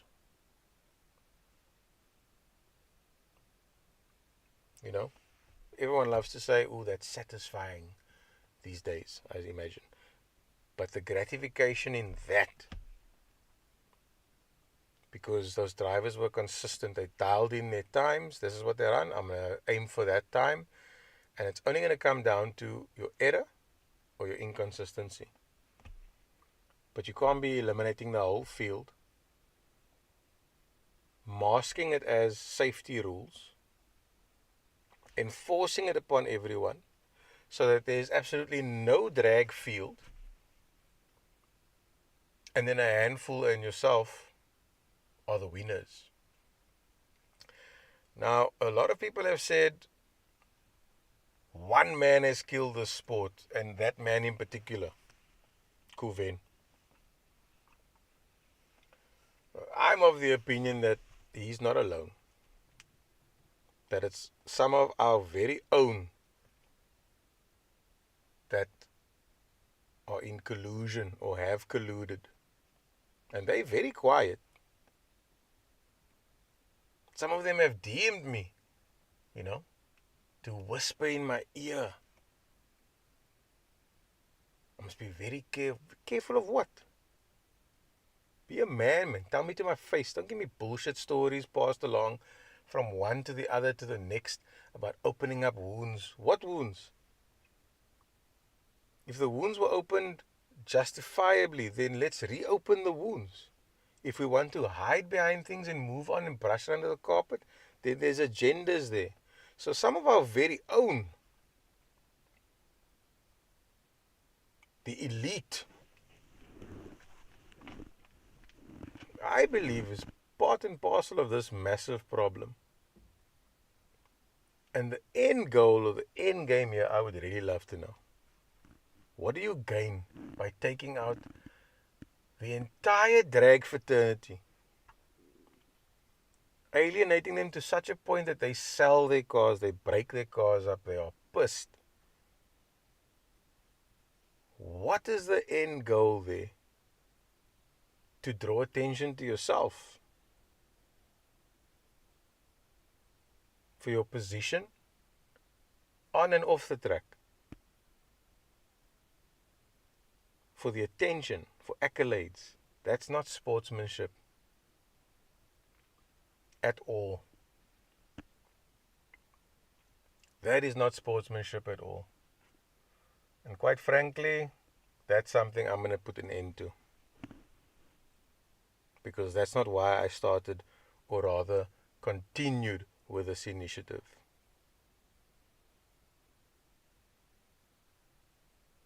So what I played you, those words, they stand. And now they are written in ink. So I want to go and watch these interviews now. And I guarantee you that character flaws will, those glitches in the matrix will become apparent, and they will, come to the fore, and then we can reevaluate. But I refuse to believe there aren't other parties in the mix here that were at play.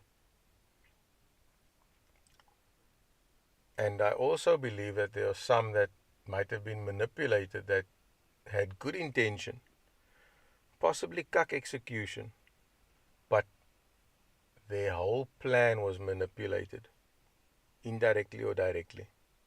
But these rules, it's ridiculous. The lack of standardization, or of the lack of consistency in the classing is a joke. And if we don't have a solid and firm foundation to work off of, how can we even take ourselves seriously to be able to get serious support? I've just about had enough of this bullshit. I'm over 2024. And as you may come to understand, or have come to understand, everything with me happens for a reason. So I am quite honestly happy that I am not in this circus of what's happened in drag racing. I don't even want to get into the issues in Gauteng and the issues in other provinces. We can have that discussion as well. And I can give my opinion then. It may or may not be wrong. But I will guarantee you I'm onto something. And the proof of that is the scrambling. The scrambling for interviews, the scrambling to hide in plain sight.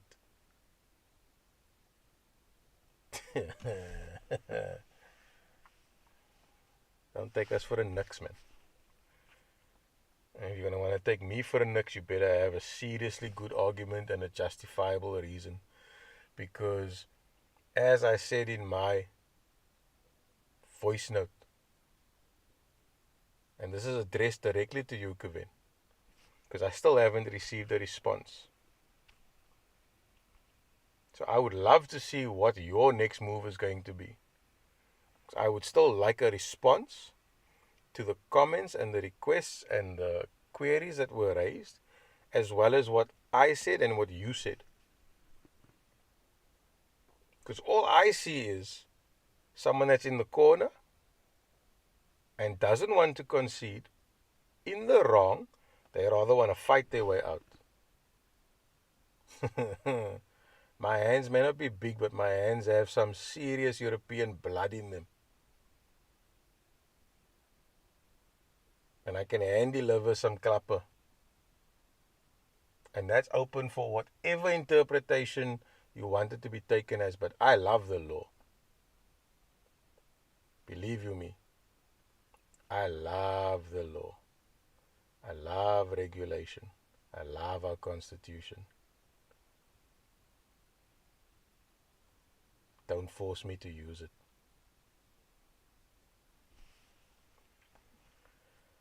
So thank you guys for tuning in. This is going to be a daily. And thankfully, because this isn't the SABC or the DSTV or MultiChoice or someone operating with an agenda other than an agenda for all of us. It can be 15 minutes, it can be half an hour, it can be 3 hours, it can be 4 hours. So hopefully you decide to engage. Maybe some of you have. And we see where we end up next time. Hopefully a discussion point. I've got some that I would love to discuss, but I'd love to hear from you. If you have any suggestions, you're more than welcome to send them to me.